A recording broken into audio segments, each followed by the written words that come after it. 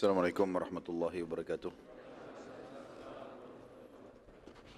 Alhamdulillah wassalatu wassalamu ala Rasulillah.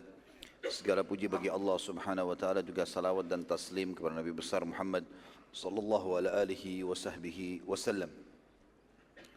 Sebelum melanjutkan, ikhwan dan akhwat sekalian rahimin rahimakumullah, tentang kisah tiga orang sahabat yang disebutkan dalam surah At-Taubah ayat 118, yang akhirnya Allah menerima tobat mereka dan sempat diboikot selama 50 hari oleh Nabi alaihissalatu wassalam.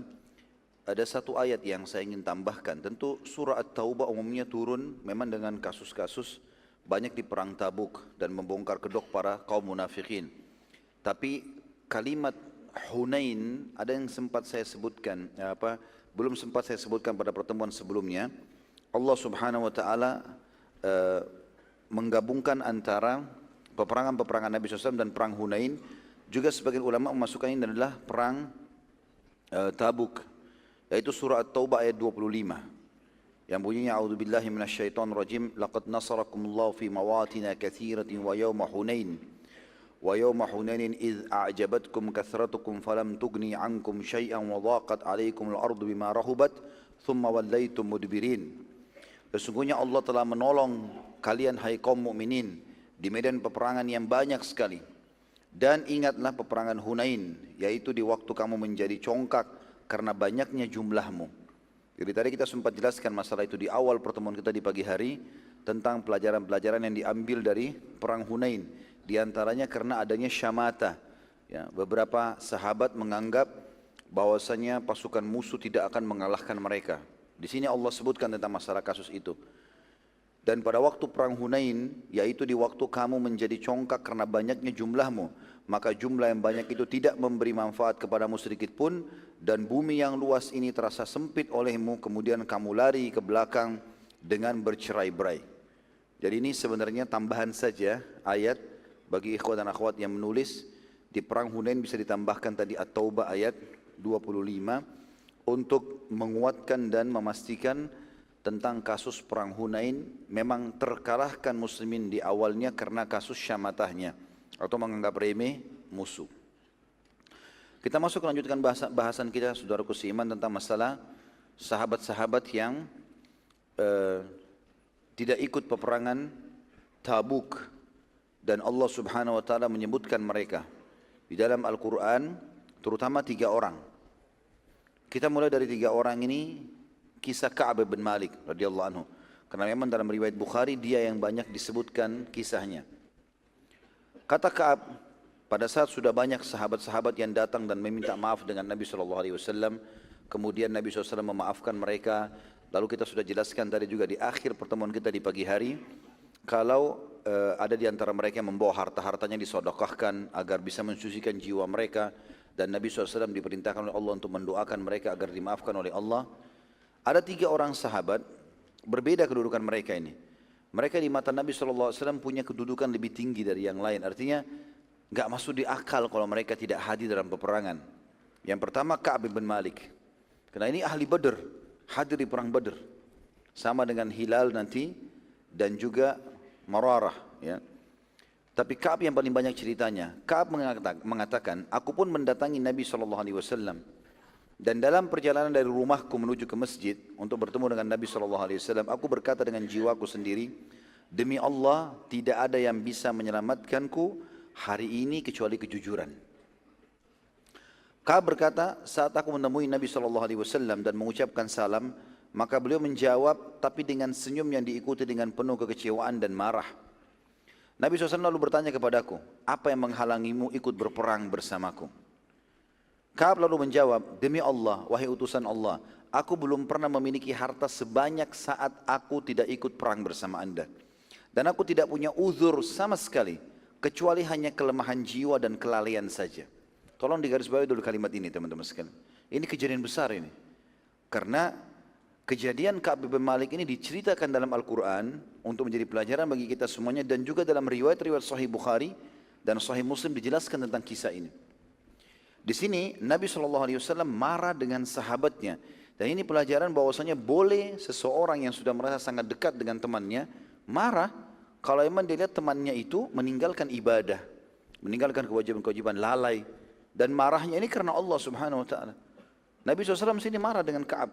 Sementara ada sahabat-sahabat Nabi yang lain, yang tidak disebutkan semua namanya di dalam buku-buku sejarah, tapi mereka datang, salam dengan Nabi, minta maaf, mana Nabi SAW maafkan. Tapi Ka'ab ini berbeda. Nabi SAW malah tanya, kenapa kau enggak ikut? Maka di sini bolehnya seseorang marah dengan sahabatnya, kalau sahabatnya jauh dari Allah SWT. Dia memarahi, dia membenci, dia menegur, dia mengingatkan, dan juga mencintai karena Allah Subhanahu Wa Taala. Juga pelajaran lain, bagaimana teman-teman sekalian orang mukmin yang sudah terbentuk iman dalam hatinya, hidupnya itu muamalahnya dengan Rabbul Alamin, sama Tuhan, Allah yang semesta, bukan lagi manusia.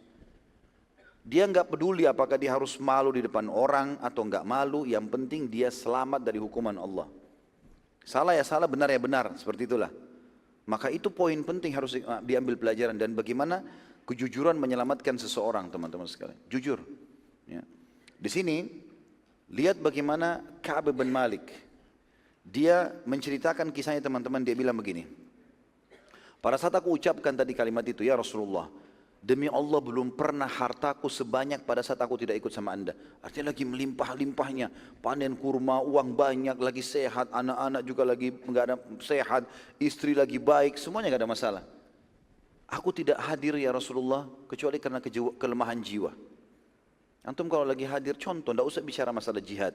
Antum rutin hadir di taklim sama seseorang ikhwah atau akhwat dengan akhwat. Lalu kita satu waktu malas. Tiba-tiba syaitan masuk, kita malas. Tidur nggak usah ikut taklim. Negosiasi sama syaitan. Tidak usah hadir, nanti aja minggu depan. Nanti kan juga bisa tanya teman. Oh iya deh, tidur. Misal. Baik. Minggu depan antum datang atau besok ketemu sama sahabat, lalu dia tanya, kenapa enggak hadir? Syaitan tunggangi loh tuh. Bohong aja. Bilang aja ada kegiatan keluarga. Atau apalah. Enggak, akhi. Di sini peperangan jelas-jelas akan dihukum ini. Dan hukuman Allah dan Rasulnya ini bisa keras. Gitu. Bisa dihukum mati, bisa dihukum apa. Gitu. Tapi Ka'ab subhanallah jujur. Ya Rasulullah, yang buat aku tidak hadir, gentle, karena kelalaian jiwa, gak ada yang lain. Kata Ka'ab diceritakan gini, coba lihat kita seperti masuk dalam alamnya beliau ini radhiyallahu anhu. Dia mengatakan pada saat aku pulang ke rumahku, sementara kaumku berbondong-bondong mendatangi rumahku. Dan berkata, wahai Ka'ab, karena beritanya Ka'ab ini untuk disampaikan di masjid, orang-orang pada dengar, tersebar berita. Apa yang Ka'ab ucapkan. Maka semua orang datang ke rumahku dan berkata, wahai Ka'ab, semua orang, maksudnya kaumku datang ke rumahku dan berkata semua orang, hai Ka'ab, meminta maaf. Dan Nabi SAW menerima maaf mereka. Serta Nabi memohon ampun untuk mereka. Kenapa tidak engkau cari uzur saja? Buat saja alasan apa? Lalu Nabi SAW menerima dan beristighfarlah untukmu. Dia beristighfar untukmu. Sehingga engkau lepas dari belenggu kehidupan. Kata Ka'ab, sungguh mereka terus saja mendesakku. Sampai aku hampir saja kembali ke Nabi SAW dan membuat-buat uzur agar dimaafkan, dan sungguh aku telah diberi oleh Allah lisan yang lancar dan akal yang cerdas dalam menyusun kata-kata. Tetapi aku berkata kepada kaumku, apakah ada orang selainku yang sempat menyampaikan uzur yang sama denganku? Ada enggak yang alasannya sama dengan aku? Atau alasan mereka berbeda? Maka mereka bilang, ada 2 orang karena alasan kelalaian. Lalu dia tanya, Ka'ab tanya, siapa mereka berdua? Lalu kaumnya menyebutkan 2 orang sahabat lagi, yang saya bilang ahli Badar, sama-sama 3 orang ini nanti diboikot oleh Nabi SAW. Maka mereka mengatakan Hilal bin Umayyah dan Murarah bin Rabi' radhiyallahu anhu ajma'in. Ka'ab berkata, sungguh keduanya termasuk yang hadir di perang Badar, sama dengan aku, sama-sama hadir di Badar. Maka aku akan menunggu dan menerima apapun yang menimpa keduanya. Keduanya dihukum, aku dihukum juga. Tidak mau, aku nggak mau bohong, nggak mau rekayasa, uzur, pokoknya apa adanya. Seperti itulah. Saat itu keluar sebuah instruksi dari Nabi SAW pada hari itu juga, agar seluruh muslimin, tidak terkecuali satu kota Madinah, tidak boleh mengajak berbicara 3 orang. Ka'ab bin Malik, Hilal bin Umayyah, dan Murarah bin Rabi'. Khusus 3 orang ini.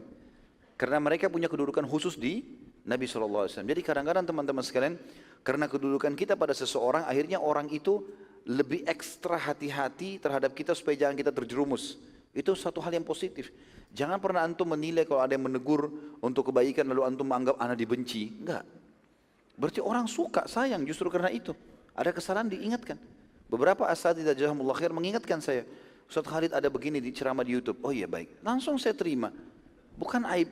Ya udah, supirkannya mana Ustaz? Dikasih, saya perbaikin, selesai. Jadi enggak usah bertahan dengan kesalahan untuk apa gitu. Manusiawi. Kita salah itu adalah manusiawi. Gitu kan? Sesuatu yang normal. Imam Syafi'i, Imam Ahmad, Imam Abu Hanifah, Imam Malik rahimahumullah, kita kalau temukan dalam masalah-masalah fikih, ada pendapat lama, ada pendapat baru. Pendapat lama itu apa maksudnya? Pendapat yang dulu pernah dilihat dengan dalil-dalilnya. Begitu ada yang datang hujah yang lebih kuat ditinggalkan, lalu dikatakan pendapat. Bahkan Imam Ahmad punya pendapat dalam satu kasus itu sampai 3 pendapat, dan Ahmad berkata, dalam ada kaul yang lain juga Ahmad berkata, kaul yang lain Ahmad berkata, itu bukan aib. Artinya pendapat yang paling terakhir itu yang dianggap dalil yang paling kuat. Seperti itulah. Maka itu harusnya difahami, ya. Bukan aib dalam masalah, dan bukan penuntut ilmu kalau merasa sombong, merasa gengsi, tidak bisa menerima, nggak boleh. Harus bisa menerima. Siapapun kita, gitu kan. Maka ini penting teman-teman. Jadi muamalah seseorang sama Rabbul Alamin. Kita lihat nanti kisahnya ini. Lebih dalam kita pelajari Ka'ab radhiyallahu anhu. Ini kisah yang luar biasa. Maka serentak seluruh Madinah, tidak satu pun. Ini kalau antum di Balikpapan, satu kota Balikpapan. Kenal nggak kenal? Semuanya, kata Ka'ab, tidak satu pun berbicara denganku. Satu pun tidak ada. Sampai aku mengucapkan salam saja, tidak ada satu pun yang menjawab. Assalamualaikum nggak dijawab, padahal ada pahalanya. Gitu. Ya. Kedua sahabatku, maksudnya Hilal dan Murarah, dua-duanya udah menangis, mengurung diri di rumah, nggak keluar. Sholat jamaah pun tidak pergi ke masjid. Tinggal di rumah sudah. Sementara aku karena lebih muda daripada mereka, kata Ka'ab, maka aku berusaha berperilaku biasa saja, walaupun dalam hati ini sulit dan sempit rasanya. Aku ikut sholat berjamaah bersama Nabi SAW, dan selesai sholat wajib, aku pun mendatangi Nabi SAW yang sedang duduk bersama beberapa orang sahabat beliau.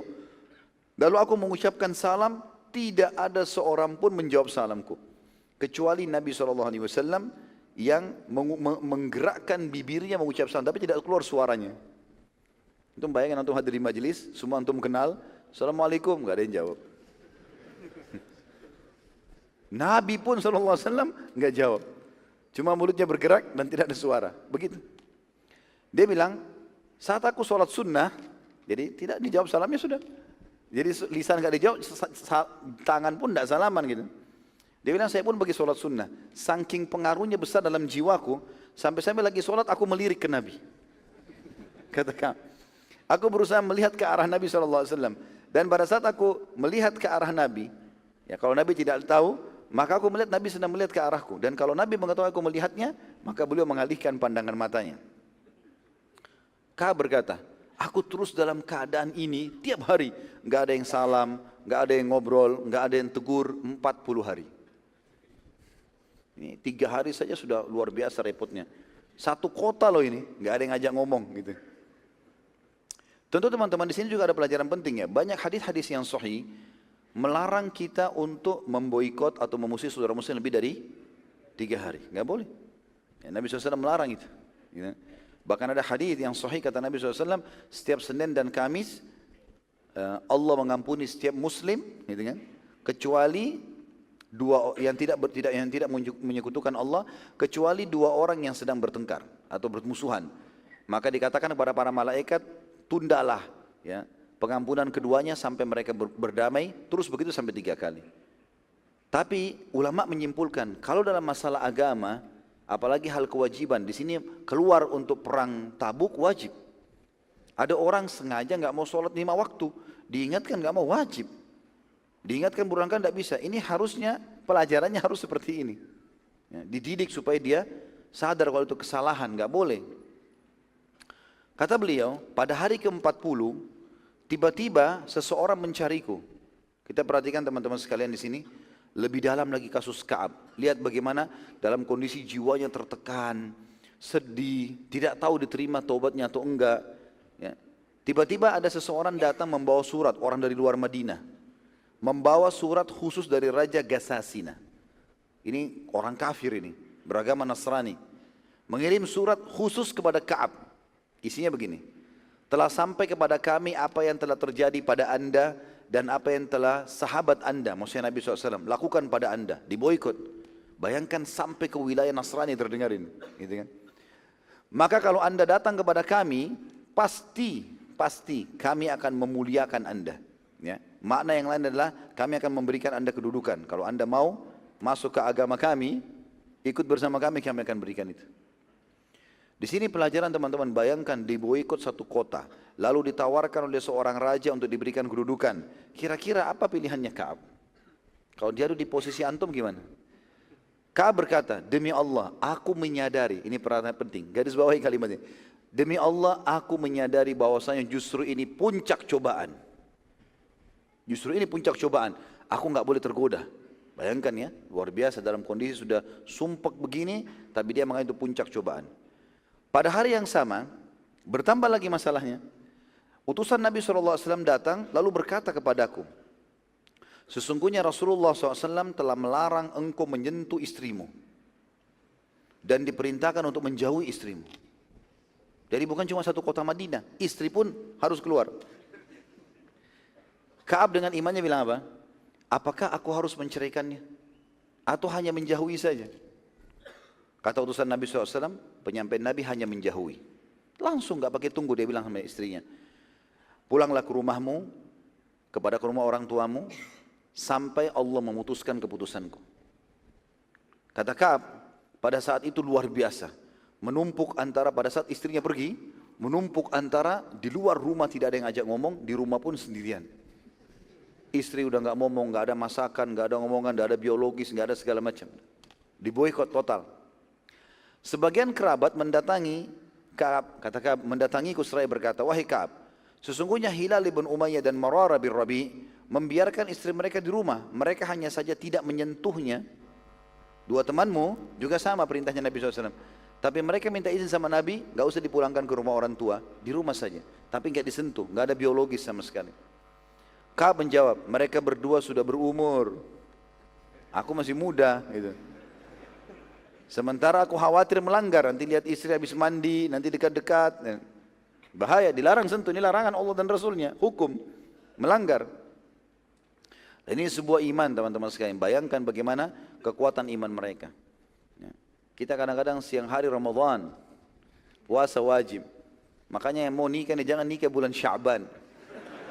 Akhir Sya'ban menikah, 2 hari lagi Ramadan. Terus nanti gak mau sentuhan sama istrinya, bagaimana ceritanya? Tunggu Syawal, sabar sedikit. Gitu.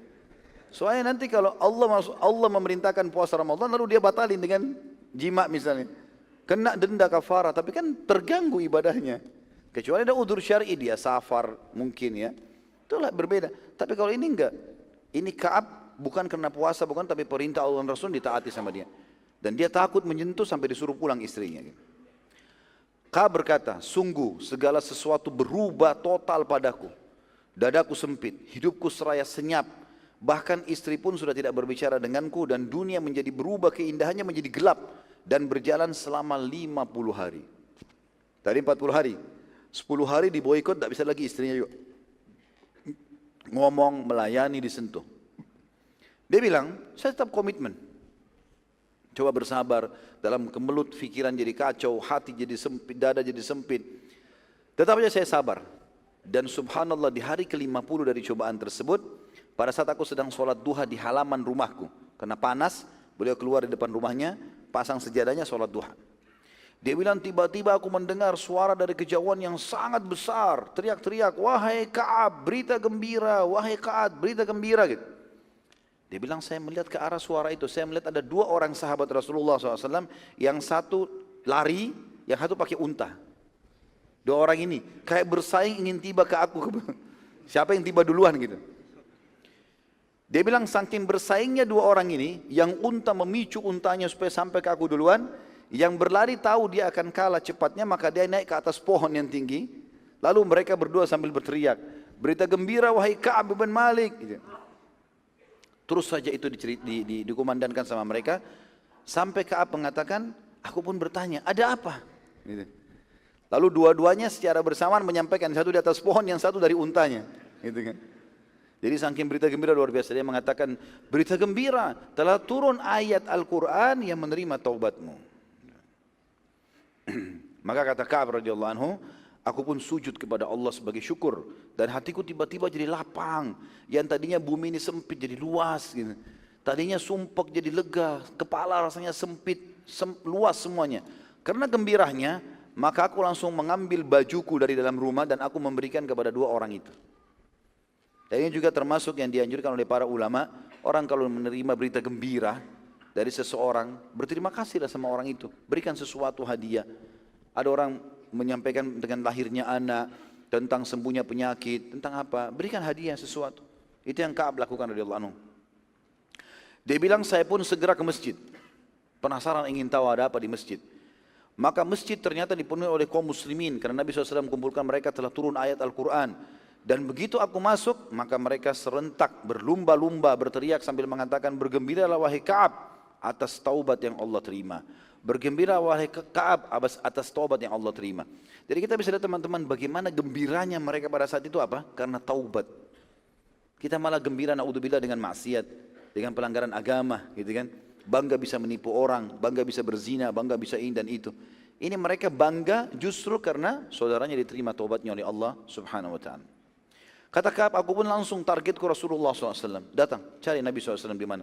Nabi SAW di depan, duduk sama sahabat-sahabat yang senior nih. Lalu aku mengucapkan salam. Mereka pun menjawab, lalu berdirilah orang yang paling pertama, dan aku tidak bisa melupakan perilakunya. Talha bin Ubaidillah radhiyallahu anhu. Talha lalu berdiri. Talha bin Ubaidillah salah satu dari 10 orang yang dijamin masuk surga ini. Ya.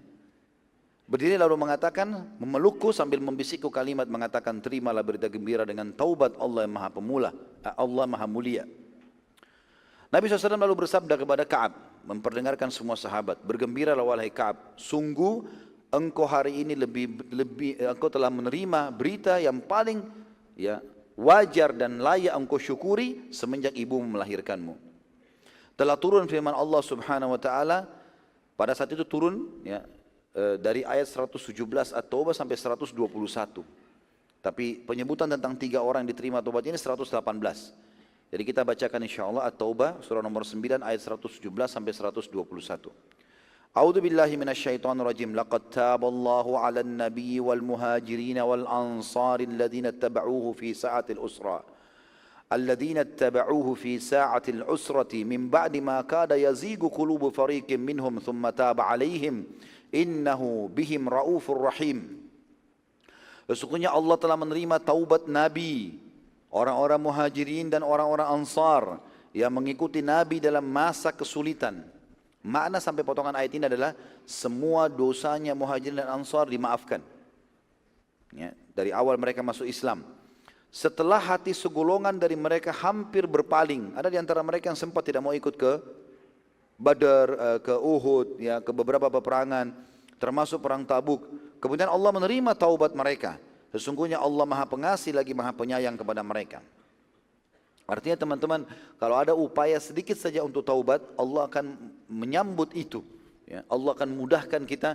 Sedikit saja kita menyesali, Allah akan ikutkan kita dengan rasa menangis, rasa menyesal, kita merasa sempit, ingin bertaubat, ingin beristighfar. Itu Allah merangkul tanda kutip kita, membawa kita kepada jalannya. Ayat 118 Allah sebutkan 3 orang ini. Wa 'ala ats-tsalatsati alladziina khullifu hatta idza dhaqat 'alaihimul ard حتى إذا ضاقت عليهم الأرض بما رحبت وضاقت عليهم أنفسهم وظنوا أن لا ملجأ من الله إلا إليه وظنوا أن لا ملجأ من الله إلا إليه ثم تاب عليهم ليتوبوا إن الله هو التواب الرحيم. Dan terhadap 3 orang disebutkan di sini, Ka'ab bin Malik, Hilal bin Umayyah dan Murarah bin Rabi' radhiyallahu anhum ajma'in, yang ditangguhkan penerimaan taubat mereka hingga apabila bumi telah menjadi sempit bagi mereka, padahal bumi itu luas, dan jiwa mereka pun telah sempit terasa oleh mereka, serta mereka telah mengetahui bahwa tidak ada tempat lari dari siksa Allah melainkan kepadanya saja. Kemudian Allah menerima taubat mereka agar mereka tetap dalam taubatnya. Sesungguhnya Allah lah yang maha menerima taubat dan maha penyayang.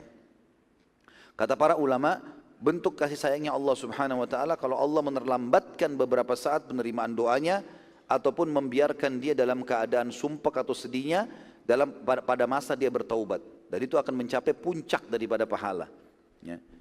Makanya kita kalau sampai pada titik klimaksnya, puncaknya maka sudah dekat dengan jalan keluar. Fa inna ma'al usri yusra. Pasti di setiap puncak masalah akan ada yusrahnya. Ada usra, ada yusra. Pasti ada kesulitan, ada kemudahan gitu. Kemudian ayat 119. Ya ayyuhalladzina amanu taqullaha wa kunu ma'as sadiqin. Oleh karena itu hai orang-orang beriman, bertakwalah kepada Allah, hanya patuh dan tunduk kepada Allah, dan hendaklah kalian selalu bersama dengan orang-orang yang jujur. Ini kasusnya karena mereka jujur, Allah berikan pelajaran bagi orang-orang beriman. Ayat 120. Maka li ahli al-Madinati wa man hawlahum min al-a'rabi ay yatakhallafu ar Rasulillahi wa la yarghabu bi anfusihim an nafsi. Dzalika bi annahum la yusibuhum dhama'un wa la nasabun wa la makhmasatun fi sabilillahi wa la yata'una mawti'a ولا يطعون موطئا يغيظ الكفار ولا ينالون من عدو نيلا إلا كتب لهم به عمل صالح إن الله لا يضيع أجر المحسنين.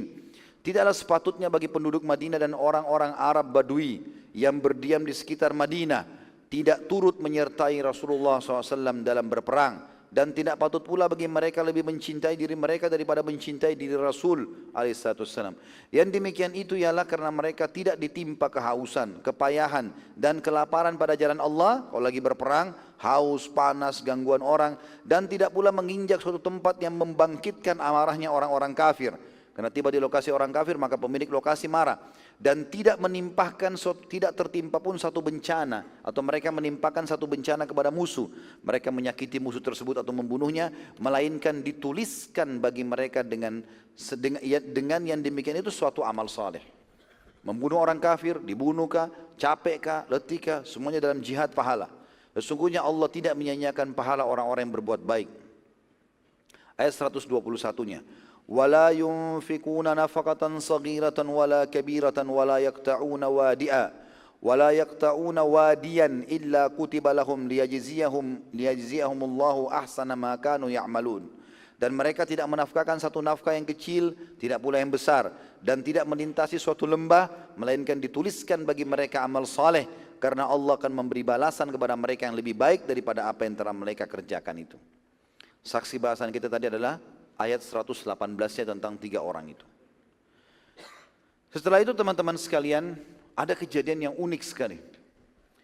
Nabi SAW waktu menerima ayat ini turun, begitu selesai, langsung Nabi SAW naik di atas mimbar, mengumpulkan seluruh masyarakat. Masyarakat Madinah lagi kumpul, dan di masjid rupanya bersatu di situ di dalam majelis antara orang mukmin sama orang munafik ini. Dan sudah kita jelaskan dari awal perang Tabuk, kalau hakikatnya perang ini adalah antara muslimin dengan siapa? Munafik. Ya. Maka Nabi SAW naik di atas mimbar. Setelah tahmid dan salawat, lalu beliau membongkar satu persatu kedok munafik yang hadir di masjid. Nabi SAW mengatakan setelah tahmid dan salawat, wahai sekalian manusia, di antara kalian ada munafik yang harus kalian kenal mereka. Siapapun yang aku sebutkan namanya, segera berdiri. Maka mulailah Nabi SAW menyebut satu persatu. Berdiri wahai fulan, berdiri wahai fulan, berdiri wahai fulan. Sampai Nabi menyebutkan 36 orang. Dan ini 36 orang semuanya pimpinan-pimpinan munafik. Satu-satunya Nabi tidak sebut adalah Abdullah bin Abi Salul. Kenapa gak disebut? Karena satu Madinah sudah tahu kalau dia pimpinan munafik. Iya. Orang-orang semua sudah tahu kalau Abdullah bin Salul itu adalah pimpinan, sama dengan Abu Amir al-Fasiq, itu sudah ketahuan. Jadi ini hadir di masjid ini, yang banyak muslimin tidak tahu. Mereka berteman, tetangga, teman bisnis, tapi orang munafik. Pada saat itu Umar bin Khattab kebetulan telat datang ke masjid. Tidak tahu apa yang terjadi di masjid nih. Umar pas masuk depan pintu, ada satu orang lagi menangis di depan pintu. Kata Umar, kenapa kau menangis? Kenapa gak masuk ke dalam? Dia bilang, Rasulullah SAW menghitungku salah satu dari munafik. Langsung Umar mengatakan, semoga Allah menghukummu. Kenapa selama ini kau menyembunyikannya? Gitu. Nabi SAW satu sisi setelah membongkar orang-orang munafik ini, dan ini kita lihat teman-teman belum pernah terjadi dalam hidup Nabi SAW, membongkar langsung. Gitu kan? Dari sisi lain Nabi SAW menyampaikan berita gembira kepada kaum muslimin, bahwasanya mulai hari ini setelah perang Tabuk, ke depannya umat Islam tidak akan pernah kalah. Menang terus dalam jihad. Yang penting jihad benar, pasti menang. Nggak ada lagi kekalahan, nggak ada lagi terulang kasus Uhud, nggak ada lagi.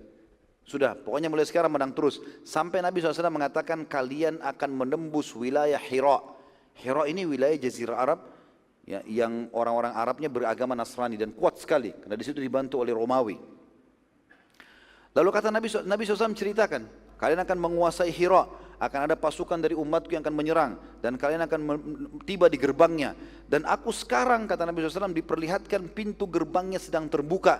Dan yang pertama keluar menyerahkan diri di atas unta berwarna merah adalah seorang wanita bernama Syaima binti Nufaila al-Uzdiyah, yang memakai cadar berwarna hitam.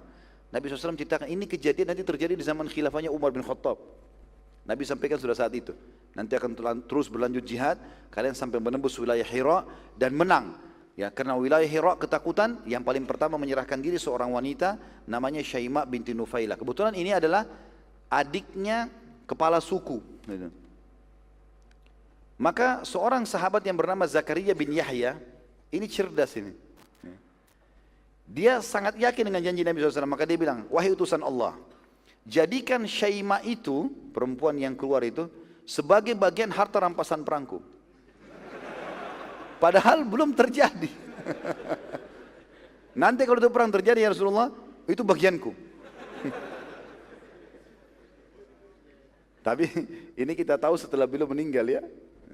Zakaria bin Yahya, ini namanya Zakaria bin Yahya. Jadi kalau Nabi Allah kan Yahya bin Zakaria, ini terbalik. Ya.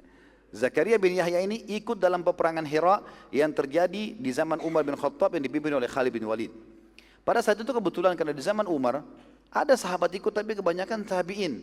Banyak yang nggak kenal Zakaria ini siapa. Sahabat iya, tapi bukan sahabat yang banyak meriwayatkan hadis, biasa saja gitu.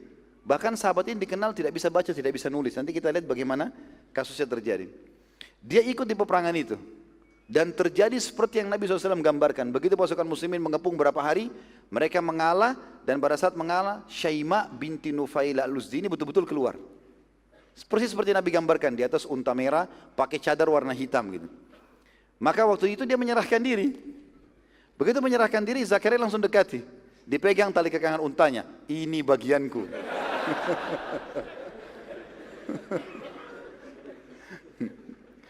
Lalu orang-orang pada tanya, wahai Zakaria, dari mana ceritanya?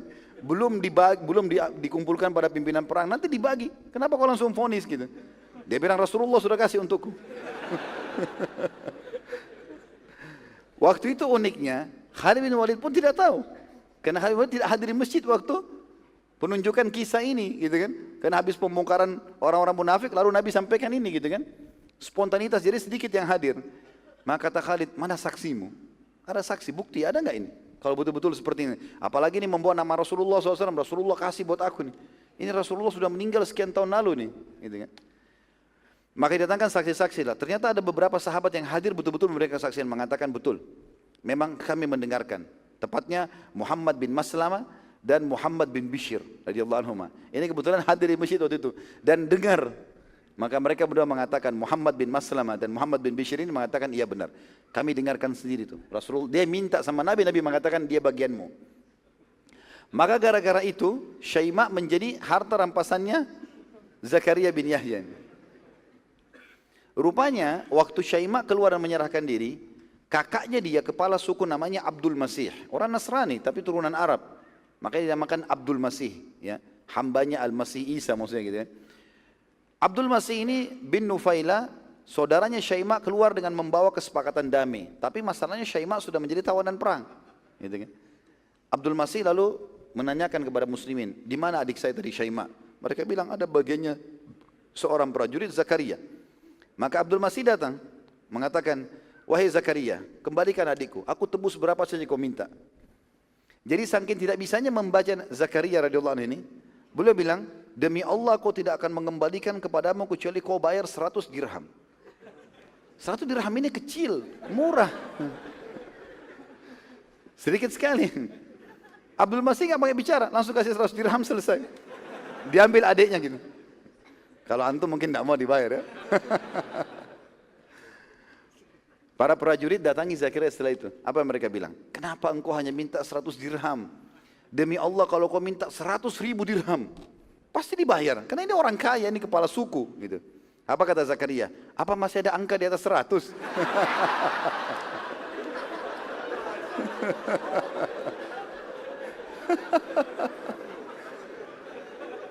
Jadi luar biasa polosnya gitu. Nggak bisa baca, nggak bisa hitung gitu. Sama dengan antum cuma tahu ada nilai 1.000 rupiah aja. Nggak tahu ada 100.000, nggak tahu ada miliaran gitu. Udah selesai, seperti itu aja. Jadi akhirnya lepaslah Syaimah dengan 100 dirham saja. Baik, itu selesai penyampaian Nabi SAW. Bubarlah orang di masjid pada saat itu. Itu tambahan tadi ya. Itu tambahan karena penyampaian Nabi SAW sampai ke pembebasan Hira tadi. Dan bagaimana Zakaria minta Syaimah menjadi bagiannya. Kasus masalah peperangan tadi yang terjadi zaman Umar Khattab itu tambahan informasi untuk menguatkan berita tadi. Selesai penyampaian Nabi SAW, pembongkaran kedok orang-orang munafik ini. Kita kembali ke kasus masjid Nabi SAW. Maka seluruh orang munafik waktu itu shock berat di Madinah karena kebongkar. Orang yang tadinya tetangga nggak tahu sudah tahu sekarang. Seluruh orang tahu, oh ini munafik, orang munafik. Dan vonis Nabi SAW, sebagian ulama mengatakan vonis yang menandakan mereka bukan orang yang akan taubat, tapi orang yang sudah divonis. Kalau orang yang masih belum ditunjuk, mungkin masih ada jedah dia taubat. Ini berarti orang-orang tidak taubat ini. Ini berat sekali.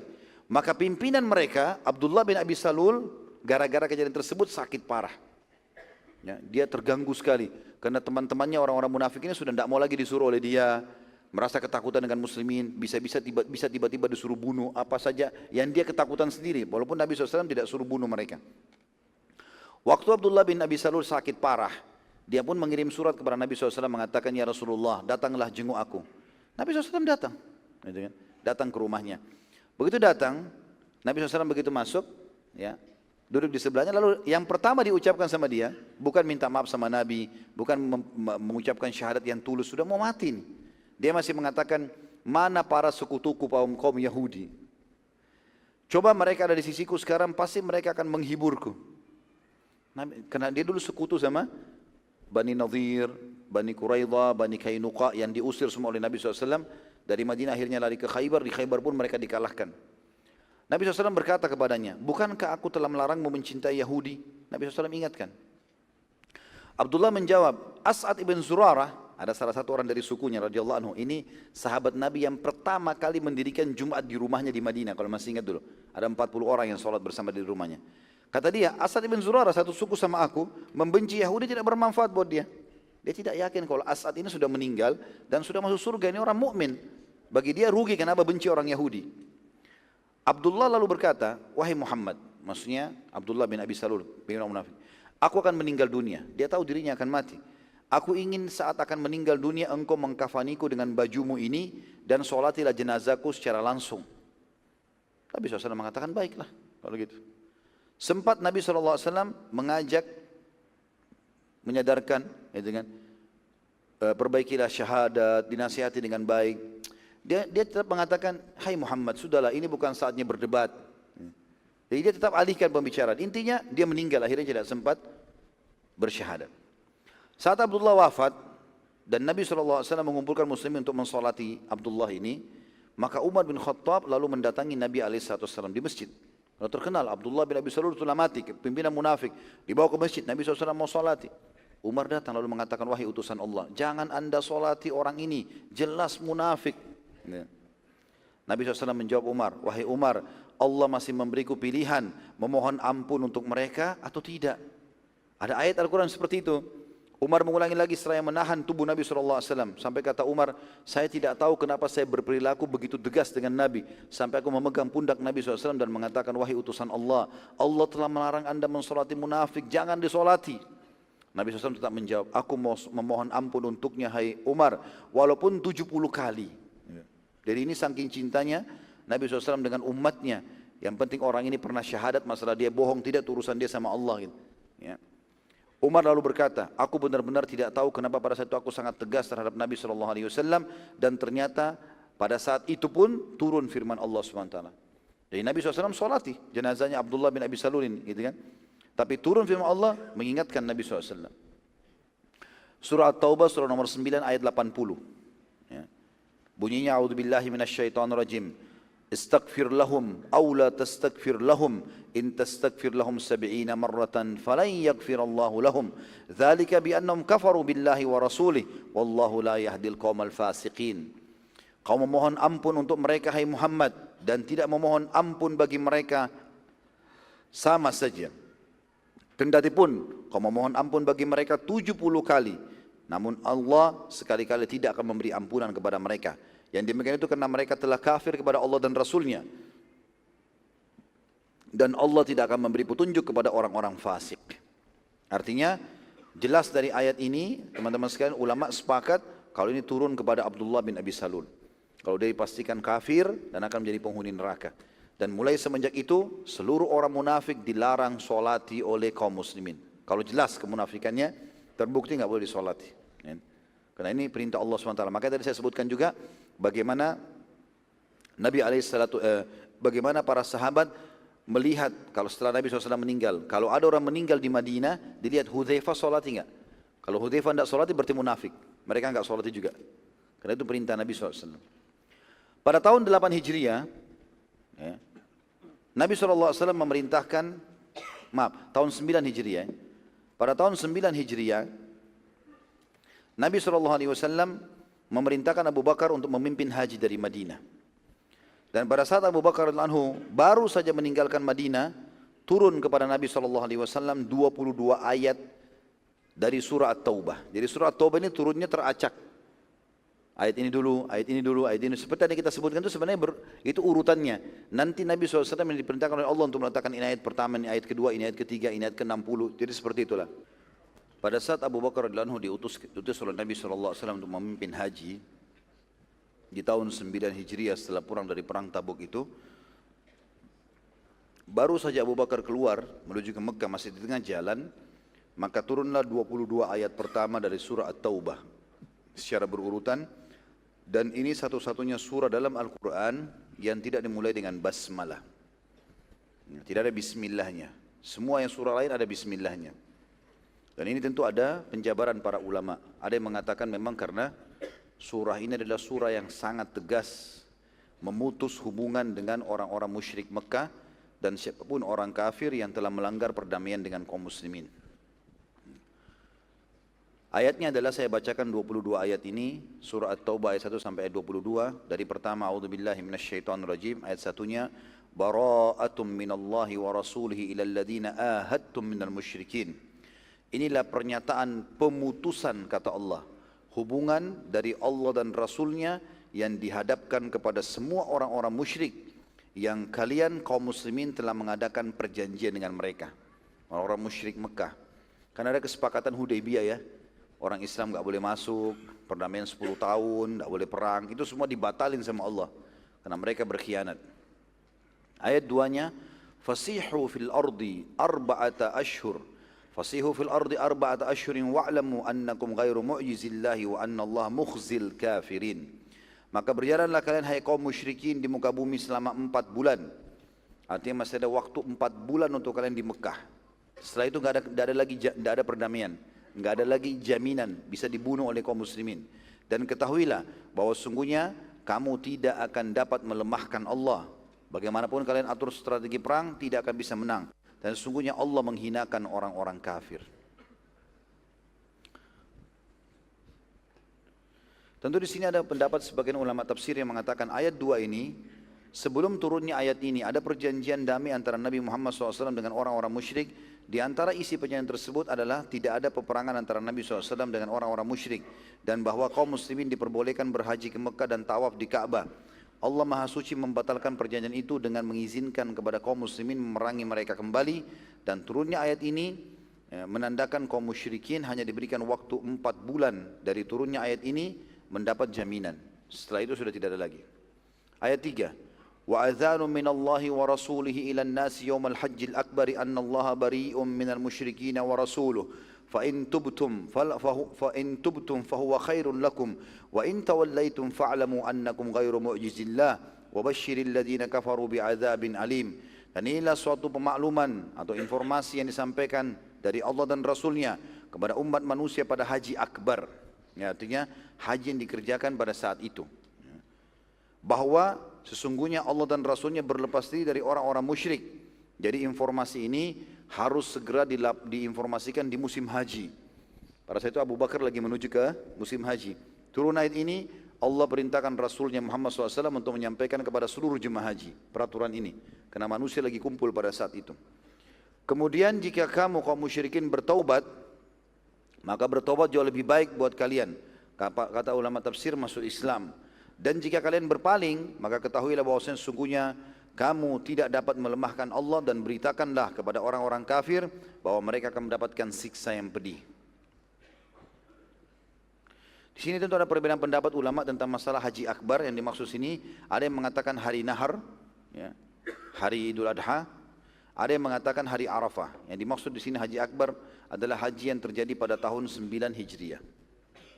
Ayat 4.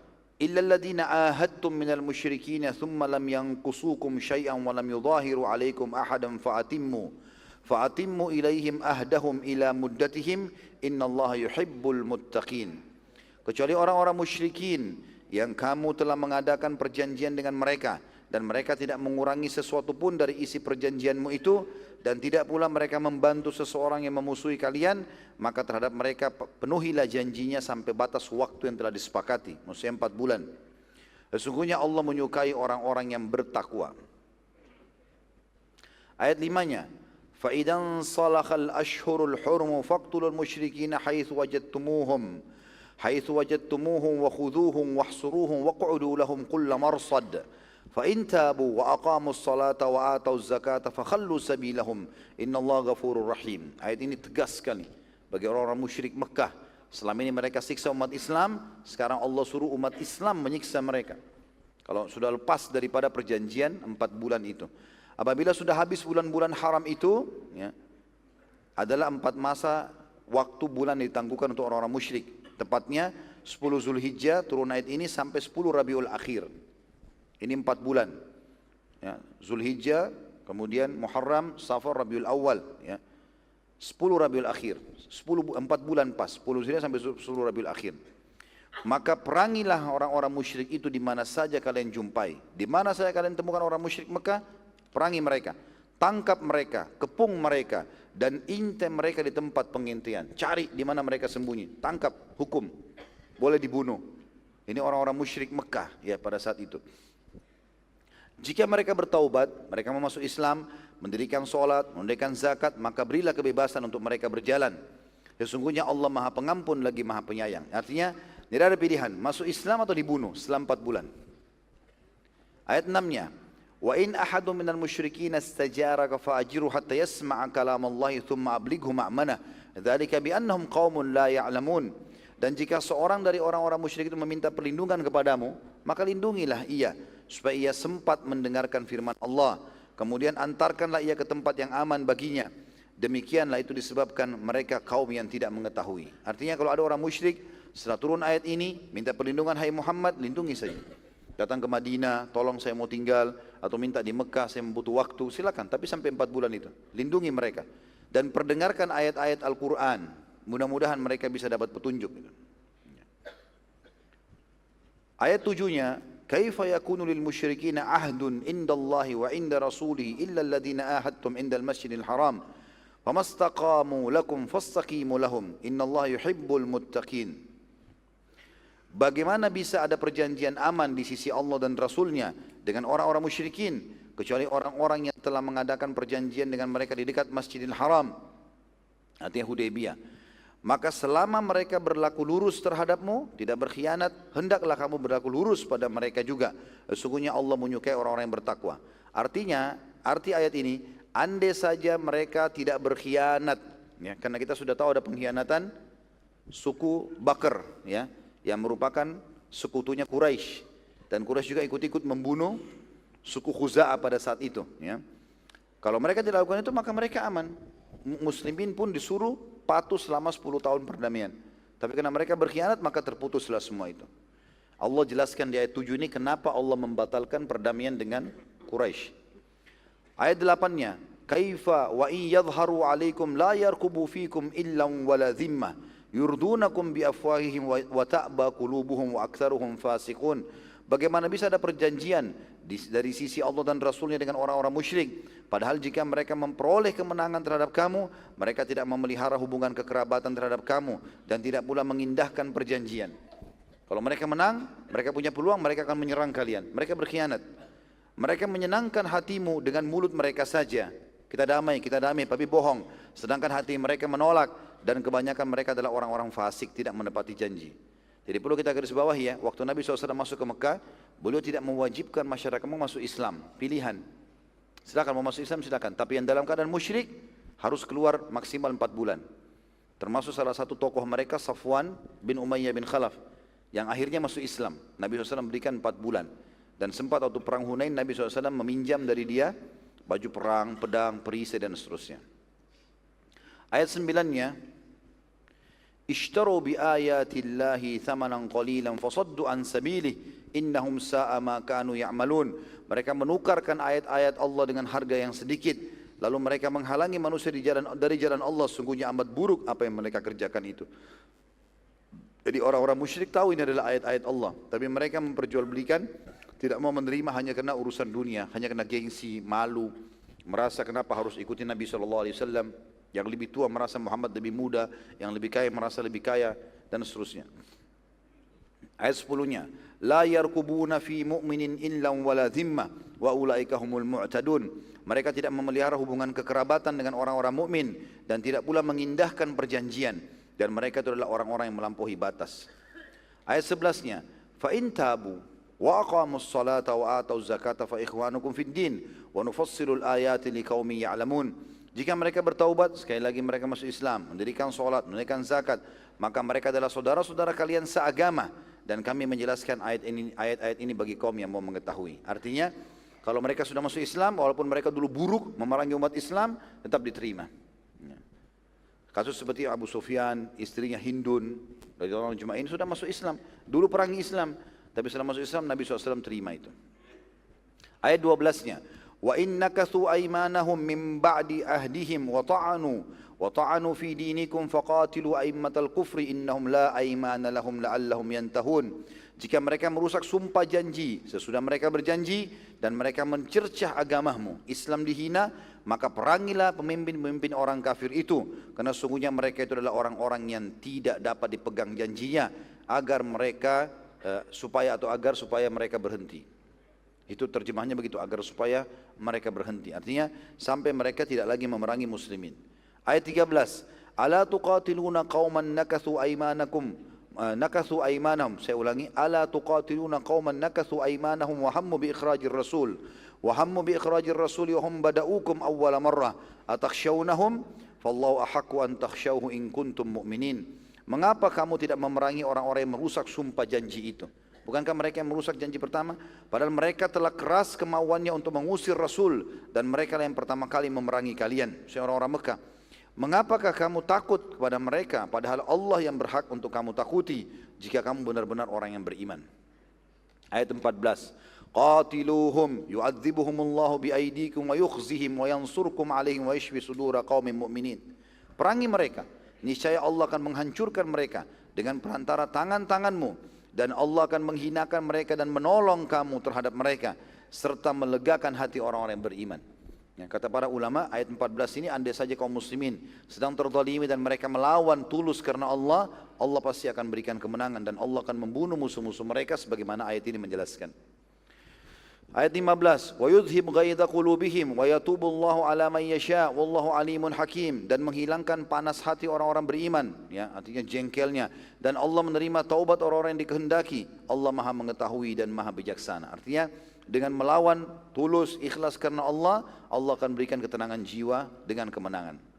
Ayat 16, am hasibtum an tutraku walamma ya'lamillahu alladhina jahadu minkum wa lam yattakhidhu min dunillahi wala rasuli walam yattakhidhu min dunillahi wala rasuli wala mu'minina walija wallahu khabirum bima ta'malun. Apakah kau mengira bahwasanya kamu akan dibiarkan sedangkan Allah belum mengetahui dalam kenyataan orang-orang yang berjihad di antara kamu dan tidak mengambil menjadi teman yang setia selain Allah. Maksudnya tidak memilih jalan Allah, tidak memilih kecuali jalan Allah, Rasulnya dan orang-orang beriman, dan Allah Maha mengetahui apa yang kamu kerjakan.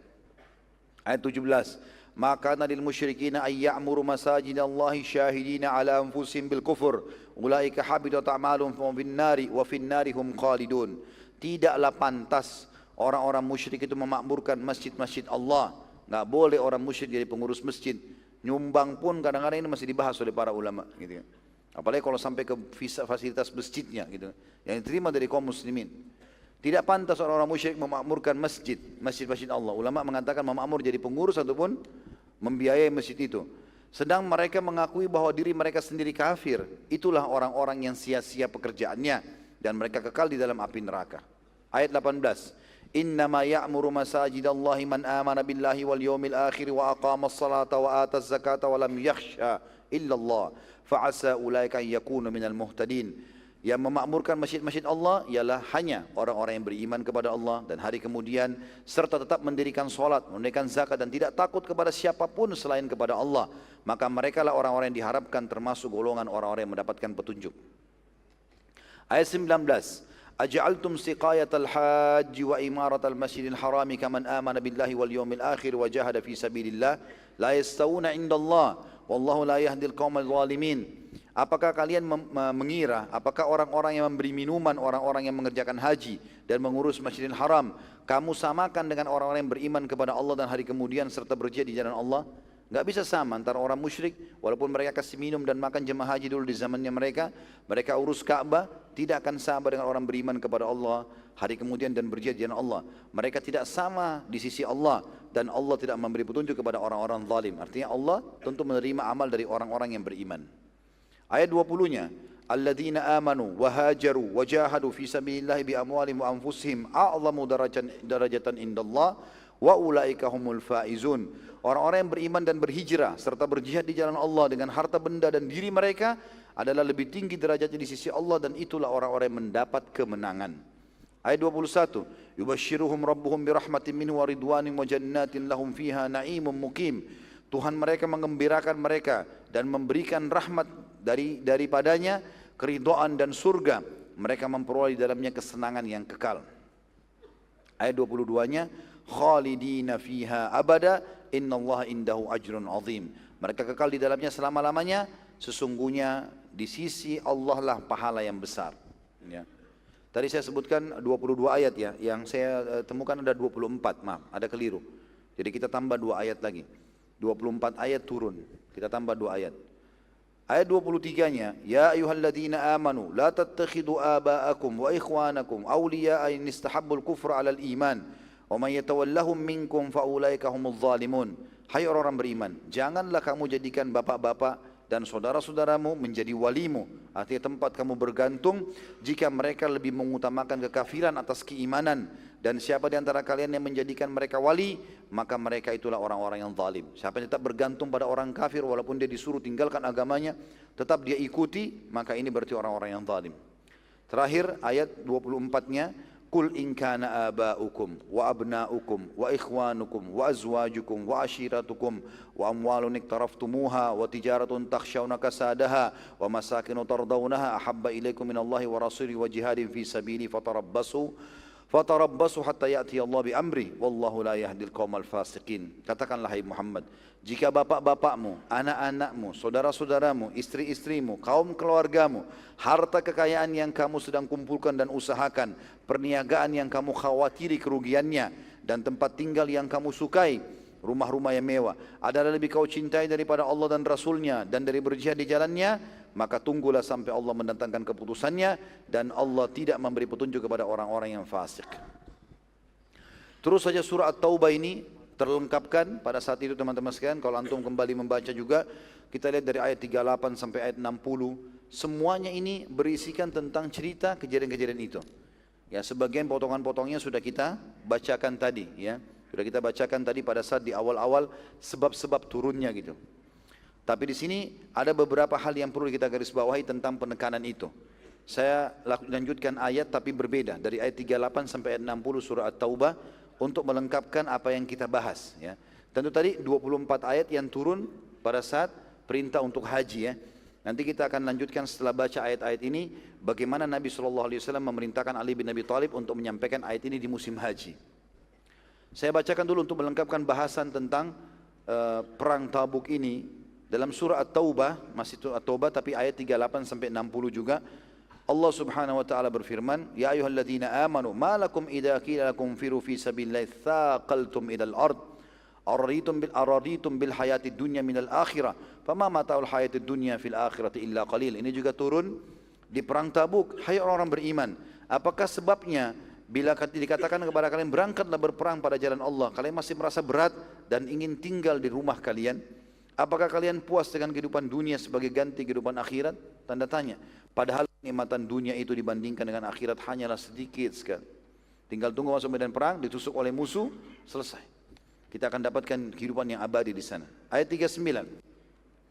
Illa tanfiru yu'adzibukum azaban aliman wa yastabdil qauman ghairakum wa la tadurruhu syai'a. Wallahu ala kulli syai'in qadir. Subhanallah. Ini Allah kayak bicara sama kita teman-teman. Ya, memang betul penyampaian Allah ini. Jika kamu tidak berangkat berperang, ada jihad, tidak mau pergi, niscaya Allah menyiksa kamu dengan siksa yang pedih dan digantikan kamu dengan kaum yang lain yang siap berjihad, dan kamu tidak akan dapat memberi kemudaratan kepada Allah sedikit pun. Kalau Allah susahin hidupmu, kau tidak akan bisa melawan. Allah Maha Kuasa atas segala sesuatu. Ayat 40. Illa tansuruhu faqad nasarahu Allah idh akhrajahu alladhina kafaru thaniya ithnaini idh huma fil ghar idh yaqulu li sahibihi la tahzan inna Allah ma'ana فأنزل الله سكينته عليه وأيده بجنود لم تروها وجعل كلمة الذين كفروا السفلى وكلمة الله هي العليا والله عزيز حكيم. Jikalau kalian tidak ada yang menolong Muhammad sallallahu alaihi wasallam, maka sungguhnya Allah telah menolongnya. Ingatlah ketika orang-orang kafir musyrik Mekah mengeluarkannya dari Mekah, sedang dia salah seorang dari dua orang ketika keduanya berada dalam gua bersama dengan Abu Bakar radhiyallahu anhu. Dan ulama menjadikan ayat ini satu-satunya sahabat yang disebutkan kalimat suhbanya, idh yaqulu li sahibihi, hanya Abu Bakar radhiyallahu anhu dalam Al-Quran disebutkan. Di waktu dia Muhammad SAW menyebutkan kepada sahabatnya, Abu Bakar, janganlah kamu berduka cita, sesungguhnya Allah bersama kita. Maka Allah menurunkan keterangannya kepada Muhammad, wahyunya, dan membantunya dengan tentara yang kamu tidak bisa melihatnya. Dan Al-Quran menjadikan orang-orang kafir itu yang rendah, serta kalimat Allah itu yang tinggi. Allah Maha Perkasa lagi Maha Bijaksana. Ayat 41. Infiru khifafan wa thiqala. Infiru khifafan wa thiqaran wa jahidu bi amwalikum wa anfusikum fi sabilillah. Dzalikum khairul lakum in kuntum ta'lamun. Berangkatlah kamu baik dalam keadaan merasa ringan maupun berat dalam berjihad, dan berjihadlah kamu dengan harta dan dirimu di jalan Allah. Yang demikian itu adalah lebih baik bagimu jika kamu mengetahuinya. Pasti akan lebih membahagiakan, lebih menenangkan, dan menolong agama Allah, serta balasannya juga besar di akhirat. Ayat 42. Lau kana aradan qariban wa safaran qasidan lattaba'uka walakin ba'udat alaihim asy-syuqqa wa sayahlifuna billahi law istata'na la kharajna ma'akum yuhlikuna anfusahum wallahu ya'lamu innahum lakadibun. Kalau yang kamu serukan kepada mereka itu keuntungan yang mudah diperoleh, urusan dunia dan perjalanan yang tidak jauh, ya, maka pasti mereka akan mengikutimu. Tapi tempat yang dituju itu amat sangat jauh. Tadi Tabuk, jauh sekali buat mereka. Mereka akan bersumpah dengan nama Allah, jikalau kami sanggup tentu kami berangkat bersamamu hai Muhammad. Mereka membinasakan diri mereka sendiri karena mereka sumpah palsu dan akhirnya tidak ikut jihad. Dan Allah mengetahui bahwa sungguhnya mereka benar-benar orang-orang yang berdusta. Ayat 43. Afallahu anka lima adzinta lahum. Afallahu anka lima adzinta lahum hatta yatabayyana lakal ladina sadaqu wa ta'lamal kadhibin. Ini tadi ayat sudah kita baca. Di sini Allah mengatakan, semoga Allah memaafkanmu hai Muhammad. Mengapa kamu memberi izin kepada mereka untuk tidak berperang sebelum jelas bagimu orang-orang yang benar dalam keuzurannya, dan sebelum kamu mengetahui siapa di antara mereka yang berdusta. Ayat 44. La yasta'dhinuka alladhina yu'minuna billahi wal yawmil akhir an yujahidu bi amwalihim wa anfusihim wallahu alimun bil muttaqin. Orang-orang yang beriman kepada Allah dan hari kemudian tidak akan meminta izin kepadamu untuk tidak ikut berjihad. Mereka pasti semangat untuk berperang. Mereka akan jihad dengan harta dan diri mereka, dan Allah mengetahui orang-orang yang bertakwa. Ayat 45. Innama yasta'dhinuka alladhina la yu'minuna billahi wal yawmil akhir wartabat qulubuhum fahum fi raibihim yataraddadun. Sesungguhnya yang suka minta izin kepadamu untuk tidak jihad hanyalah orang-orang yang tidak beriman kepada Allah dan hari kemudian, dan hati mereka ragu-ragu, karena itu mereka selalu bimbang dalam keraguannya. Ayat 46. Walau aradul khuruja la'addu lahu 'uddatan walakin karihallahum bi'athahum fathabbatahum wa qila qu'udu ma'al qa'idin. Dan jika mereka betul-betul mau berangkat, mereka cuma dusta dengan sumpahnya, demi Allah, tentulah mereka mempersiapkan atau menyiapkan persiapan untuk keberangkatan itu, tapi Allah tidak menyukai keberangkatan mereka, maka Allah melemahkan keinginan mereka dan dikatakan kepada mereka, tinggallah kamu bersama dengan orang-orang yang tinggal. Ayat 47, lau kharaju fikum. Ini Allah jelaskan kenapa Allah menganggap lebih baik orang munafik tidak usah ikut, karena berbahaya bagi kaum muslimin. Kalau seandainya mereka izin lalu Nabi bilang enggak boleh, harus ikut, maka itu berbahaya. Kata Allah di ayat 47, lau kharaju fikum ma zadukum illa khabalan wala awda'u khilalakum yabgunakumul fitnata wa fikum samma'una lahum wallahu alimun bil zalimin. Jika mereka berangkat bersama-sama kalian atau bersama-sama kamu, niscaya mereka tidak menambah kamu selain dari kerusakan belaka. Dan tentu mereka akan bergegas maju ke muka di celah-celah barisanmu untuk mengadakan kekacauan di antara kamu. Sedang di antara kamu ada orang-orang yang amat suka mendengarkan perkataan mereka, dan Allah mengetahui orang-orang yang zalim. Ya. Ini Allah bongkar semua kedoknya. Ayat 48. Laqad ibtaghaul fitnata min qablu wa qallabu lakal umura hatta ja'al haqq wa dhahara amrullahi wa hum karihun. Sesungguhnya dari dahulu mereka telah mencari-cari kekacauan dan mereka mengatur berbagai macam tipu daya untuk merusakmu, hingga datanglah kebenaran pertolongan Allah atau pertolongan Allah dan menanglah agama Allah, padahal mereka tidak menyukainya. Ayat 49, wa minhum may yaqulu dhanli wa la taftinni ala fil fitnati saqatu wa inna jahannama la muhitatun bil kafirin. Ini tentang kisah tadi Al-Ja'd bin Qais. Dia bilang, dan di antara mereka kata Allah ada yang mengatakan, berilah aku izin tidak pergi berperang dan jangan kamu menjadikan aku terjerumus dalam fitnah. Fitnah wanita-wanita tadi Romawi, ya. Ketahuilah bahwa mereka telah terjerumus dalam fitnah dan sungguhnya jahannam itu benar-benar meliputi orang-orang kafir.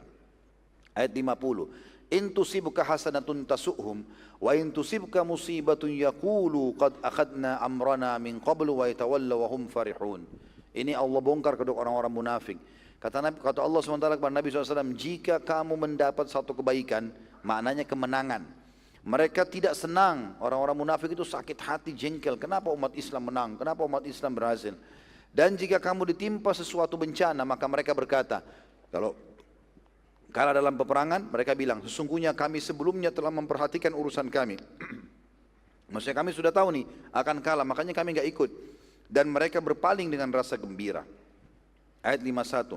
Qul lan yusibana illa ma kataballahu lana huwa maulana wa 'alallahi falyatawakkalul mu'minun. Katakanlah hai Muhammad kepada mereka, sekali-kali tidak akan menimpa kami melainkan apa yang telah ditetapkan Allah untuk kami. Menang atau kalah, Dialah pelindung kami dan hanya kepada Allah orang-orang beriman bertawakal. Ayat 52. Qul hal tarabbasuna bina illa ihdal husnayain wa nahnu natarabbasu bikum an yusibakumullahu bi'adzabin min indihi aw biaidina fatarabbasu inna ma'akum mutarabbisun. Katakanlah kepada mereka orang munafik, tidak ada yang kalian tunggu-tunggu bagi kami kecuali salah satu dari dua kebaikan. Maksudnya kami ini ikut perang, kalau mati syahid, kalau tidak berarti menang. Apakah itu yang kalian tunggu dari kami? Itu memang yang kami kejar. Dan kami menunggu-nunggu bagi kalian, hai orang munafik, bahwa Allah akan menimpakan kepada kalian adab yang besar dari sisinya. Sebab itu tunggulah, sesungguhnya kami juga menunggu bersamamu. Tunggu ajal datang, hari kiamat datang, kalian akan lihat sendiri nanti hasilnya. Ayat 53-nya. Kul anfiku taw'an aw qarhan lan yutaqabbala minkum innakum kuntum qauman fasikhin. Katakanlah hai Muhammad, nafkahkanlah hartamu baik dengan sukarela ataupun dengan terpaksa, namun nafkah itu sekali-kali tidak akan diterima dari kamu, sesungguhnya kamu adalah orang-orang yang fasik. Maksudnya orang munafik, mau banyak mau sedikit yang dikeluarkan tetap tidak ada manfaatnya. Ayat 54. Wa ma mana'ahum an tuqbala minhum nafaqatuhum illa annahum kafaru billahi wa birasuli wa la ya'tuna as-salata illa wa hum kusala wa la ya'tuna as-salata illa wa hum kusala wa la yunfikuna illa wa hum karihun. Dan tidak ada yang menghalangi mereka untuk diterima dari mereka nafkah-nafkah mereka, karena mereka coba mau berinfak, Nabi SAW tolak. Mulai sekarang tidak lagi munafik terlibat dalam masalah sedekah, melainkan karena mereka telah kafir kepada Allah dan Rasulnya, dan mereka tidak mengerjakan solat, melainkan dengan malas, dan tidak pula menafkahkan harta mereka, melainkan dengan rasa enggan. Ayat 55-nya. Ini peringatan buat Nabi SAW, peringatan buat kita semua. Jangan terpengaruh karena titelnya, mobilnya, hartanya, jabatannya, enggak usah terpengaruh. Kalau orang munafik ya tetap munafik. Fala tu'jibuka amwaluhum wala auladuhum. Innama yuridullahu liyu'adzibahum biha fil hayatid dunya wa tazhaka anfusuhum wa hum kafirun. Jangan pernah hai Muhammad harta benda dan anak-anak mereka menarik hatimu, membuat kau kagum. Sesungguhnya Allah menghendaki dengan memberi harta benda dan anak-anak itu untuk menyiksa mereka dalam kehidupan dunia. Akan sulit, ya, kena penyakit berat, anak-anaknya nakal, mengganggu mereka. Dan kelak akan melayang nyawa mereka, akan dicabut ruhnya, sedang mereka dalam keadaan kafir. Ayat 5-6-nya. وَيَحْلِفُونَ بِاللَّهِ إِنَّهُمْ لَمِنْكُمْ وَمَا هُمْ مِنْكُمْ وَلَكِنَّهُمْ قَوْمٌ يَفْرَقُونَ. Dan mereka orang-orang munafik bersumpah dengan nama Allah bahwasanya sungguhnya mereka termasuk golonganmu, umat Islam. Padahal mereka bukanlah dari golonganmu. Akan tapi mereka adalah orang-orang yang sangat takut kepadamu. Jadi mereka jadi munafik selain mau memerangi Islam karena mereka takut. Kalau mereka terang-terangan kafir takut diperangi oleh kaum muslimin. Ya. Ayat 57-nya. Lau yajiduna malja'an aw magaratin aw muddakhalan lawallaw ilaihi wa hum yajmahun. Jika mereka memperoleh tempat perlindungan atau gua-gua atau lubang-lubang dalam tanah, niscaya mereka pergi kepadanya dengan secepat-cepatnya. Karena takutnya sama kalian kaum muslimin, mereka bisa sembunyi. Jadi mereka cuma tahu bicara dengan lisan. Ayat 58-nya, wa minhum may yalmizuka fis shadaqati fa in u'tu minha radu wa in lam yu'tu minha idahum yaskhatun. Dan di antara mereka ada orang-orang yang mencelamu hai Muhammad tentang distribusi zakat, ya, sedekah yang dikeluarkan. Jika mereka diberi sebagian daripadanya, mereka bersenang hati, dan jika mereka tidak diberi sebagian daripadanya, serta-merta mereka marah. Ayat 59. Walau annahum radu ma atahumullahu wa rasuluhu wa qalu hasbunallahu wa sayu'tina Allahu min fadli wa rasuli. Sayu'tina Allahu min fadli wa rasuli inna ila Allahi ragibun. Jika saja mereka sungguh-sungguh ridho dengan apa yang diberikan Allah dan Rasulnya kepada mereka, dan mereka berkata cukuplah Allah bagi kami, Allah akan memberikan sebagian dari karunia-Nya, dan demikian pula Rasulnya, sesungguhnya kami adalah orang-orang yang berharap kepada Allah, tentulah demikian itu lebih baik bagi mereka. Artinya kalau mereka beriman. Lalu ayat terakhir, ayat 60 dari surah Taubah ini tentu tentang orang-orang yang penerima zakat, ya. Allah SWT turunkan mengatakan innamas sadaqatu lil fuqara'i wal masakin wal 'amilina 'alaiha wal mu'allafati qulubuhum wa fir riqabi wal gharimina wa fi sabilillahi wa ibnis sabil faridatan minallah wallahu alimun hakim. Sesungguhnya zakat-zakat itu hanyalah untuk orang-orang fakir. Ini Allah sebutkan 8 golongan. Fakir adalah orang yang tidak tahu mau makan apa hari itu, apalagi besok. Namanya fakir. Susah sekali hidupnya. Orang-orang miskin, yang kedua, orang miskin punya pendapatan tapi kurang, ya. Kemudian yang ketiga, pengurus-pengurus zakat, amil zakat. Yang keempat, para mu'allaf yang dibujuk hatinya, dia masih lemah bisa murtad. Yang kelima, memerdekakan budak. Yang keenam, orang-orang yang terlilit hutang. Yang ketujuh, untuk jihad di jalan Allah. Dan yang kedelapan adalah orang-orang yang terputus jalan. Sebagai suatu ketetapan yang diwajibkan Allah, dan Allah maha mengetahui lagi maha bijaksana. Nabi SAW, teman-teman sekalian, kita kembali ke sejarah kita. Setelah menerima 24 ayat pertama At-Taubah ini, beliau mengatakan, demi Allah, harus yang menyampaikan ini ke masyarakat Mekah dan jemaah haji salah seorang dari kerabatku. Maka Nabi SAW memerintahkan Ali bin Abi Thalib radhiyallahu anhu menyusul dan bergabung dengan kafilah Abu Bakar yang sedang menuju haji. Pada saat Ali tiba di kafilah Abu Bakar, kafilah haji belum sampai ke Mekah, maka Abu Bakar bertanya, karena tahu kedudukan Ali bin Abi Thalib sebagai sepupu Nabi, anak mantu Nabi radhiyallahu anhu ajma'in, maka Abu Bakar bertanya, apakah engkau diutus memimpin kafilah atau hanya ikut kafilah ini? Artinya kalau kau diutus sebagai pemimpin, silakan pimpin. Karena sekarang Abu Bakar sebagai pemimpin. Ali menjawab, aku diperintahkan oleh Nabi SAW bergabung dalam rangka menyampaikan ke penduduk Mekah dan seluruh jemaah haji ayat-ayat 24 ayat pertama yang turun dari surah At-Taubah. Maka setiap kali jemaah haji berkumpul, waktu tiba di Mekah, Abu Bakar mengizinkan Ali radhiyallahu anhu menyampaikan ayat-ayat At-Taubah tadi. Siapapun yang belum sempat mendengar, maka disusur oleh Ali bin Abi Thalib, dicari. Mungkin ada yang belum dengar, di Mina, di Arafah, di Muzdalifah, dicari. Ali berkata, siapapun yang tidak sempat mendengar setelah khutbah Abu Bakar, baik itu di Arafah, di Mina, penyampaianku, maka aku berputar-putar di antara jemaah haji untuk menyampaikan amanah dari Nabi SAW. Setiap kali Ali selesai membaca 24 ayat At-Taubah tadi sebagai peringatan terputusnya hubungan antara orang-orang musyrik Mekah dengan Nabi SAW dan muslimin, dan mulai sekarang mereka cuma punya batas waktu aman 4 bulan, maka Nabi SAW menyampaikan pesan kepada Ali. Setelah baca ayat, sampaikan pesan ini. Selalu sampaikan kepada jemaah haji. Baca ayat, belum sampaikan pesan ini. Pesannya adalah, tidak akan masuk surga kecuali seorang muslim. Mustahil agama lain, muslim saja. Dan tidak ada lagi tawaf di Ka'bah mulai hari ini dalam keadaan telanjang. Karena dulu mereka tawaf di Mekah telanjang. Kan syaratnya dulu di Mekah, kalau tawaf harus pakai baju dari Mekah. Kalau orang tidak mampu beli, dia tawaf di Ka'bah telanjang. Ya, ini salah satu tradisi mereka. Di situ dihapus oleh Nabi SAW. Tidak ada lagi tawaf telanjang. Serta siapapun yang memiliki kesepakatan damai dengan Nabi SAW, maka keamanannya sampai batas kesepakatannya. Setelah tahun ini, tidak ada lagi seorang pun selain muslim dari musyrik yang boleh haji. Terakhir ini haji mereka. Tidak ada lagi haji sekarang. Orang Islam saja yang boleh. Dan siapa yang tidak memiliki kesepakatan, maka batas waktunya di Mekah hanya 4 bulan dari sekarang. Setelahnya tidak ada lagi keamanan bagi mereka. Dan ini tentu teman-teman sekalian, inti daripada penyampaian ini, pembatalan akad Hudaybiyah. Dan ini pentingnya dalam Islam, setiap muslim peduli dengan masalah akad. Jadi antum utang piutang, apa saja, akad. Ya, usahakan ada akad, kalau tertulis jauh lebih baik. Ya, itu diambil dari kesepakatan Hudaybiyah. Dan kalau sudah tidak lagi berjalan, batalkan. Kita batalkan kesepakatan itu ya, dibatalkan. Sebagaimana Allah SWT membatalkan kesepakatan Hudaybiyah, walaupun mereka sudah berkhianat. Secara realita lapangan, mereka sudah berkhianat. Dan Nabi SAW sudah serang Mekah. Ya, itu secara otomatis sudah batal akadnya, tapi Allah tetap menyuruh Nabi SAW untuk menyampaikan pembatalan itu. Ya, disampaikan secara lisan. Sekarang kita masuk teman-teman sekalian ke beberapa kejadian pada tahun 9 Hijriah. Masih bisa siap dengar gak ini? Alhamdulillah. Bilang kalau lemas ya. Kalau sudah mau tidur bilang, saya juga pulang tidur. Baik, ada beberapa kejadian teman-teman sekalian di tahun 9 Hijriah ini.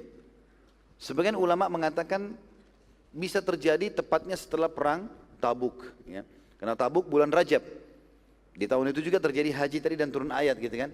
Nah, transisi antara Tabuk dan haji ini ada beberapa kejadian-kejadian. Yang pertama, meninggalnya Ummu Kalthum radhiyallahu anha, anak Nabi SAW, istri kedua dari Uthman bin Affan, dari anak Nabi SAW. Karena pertama Ruqayyah, dan Ruqayyah wafat, gitu kan?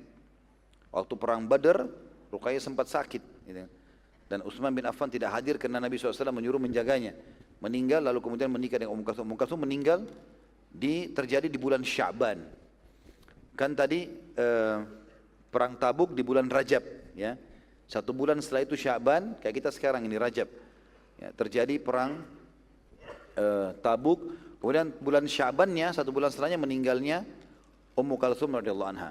Yang kedua, datangnya para utusan-utusan suku Arab untuk masuk Islam setelah perang Tabuk ini.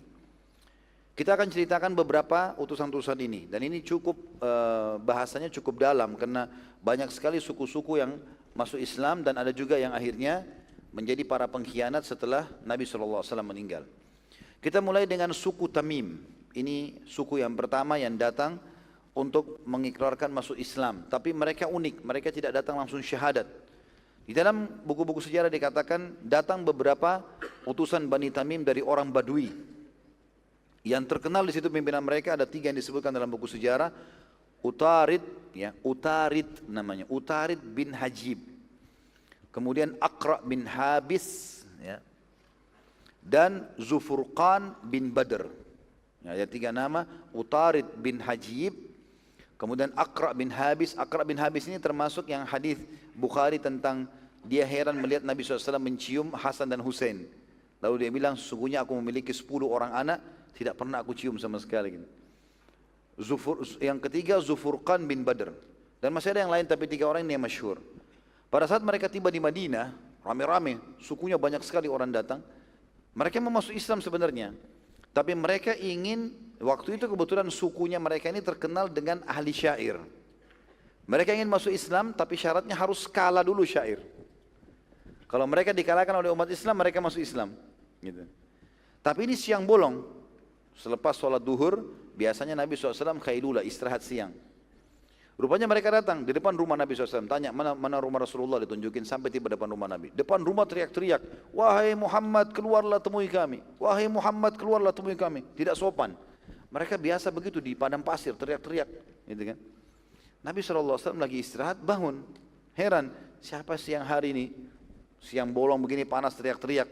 Maka Nabi SAW keluar, lalu tanya, ya, khairan, semoga baik saja.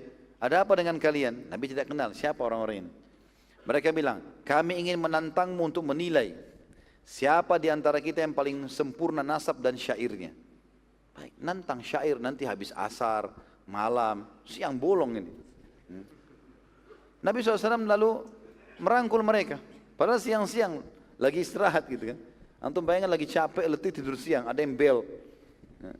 Kita langsung menjawab. Tapi Nabi SAW punya akhlak yang luar biasa. Dirangkul Nabi SAW, dipegang pundak mereka, dipanggil masuk. Lalu Nabi SAW suruh panggil sahabat-sahabat, kumpul. Kumpullah mereka semua. Suku Tamim kebetulan waktu itu punya juru bicara, ahli syairnya Utarid bin Hajib tadi. Pimpinan mereka. Kemudian mulailah dia menyusun syair-syairnya. Ya.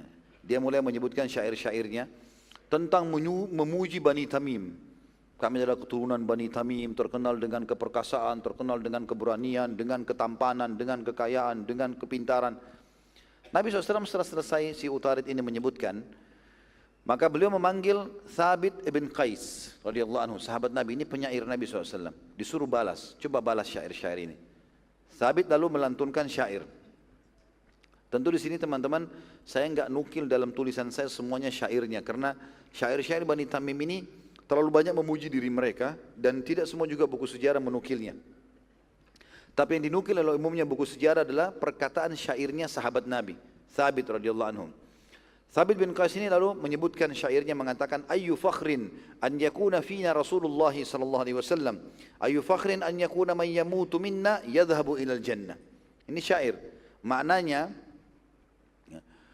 apalagi yang kami akan banggakan melebihi adanya Rasulullah SAW di sisi kami. Kalau kalian bangga dengan nasab kalian segala macam, kami bangga dengan adanya utusan Allah di sisi kami. Dan apalagi yang mau dibanggakan di atas seseorang di antara kami kalau mati bisa langsung masuk ke dalam surga karena menjadi seorang muslim. Gitu.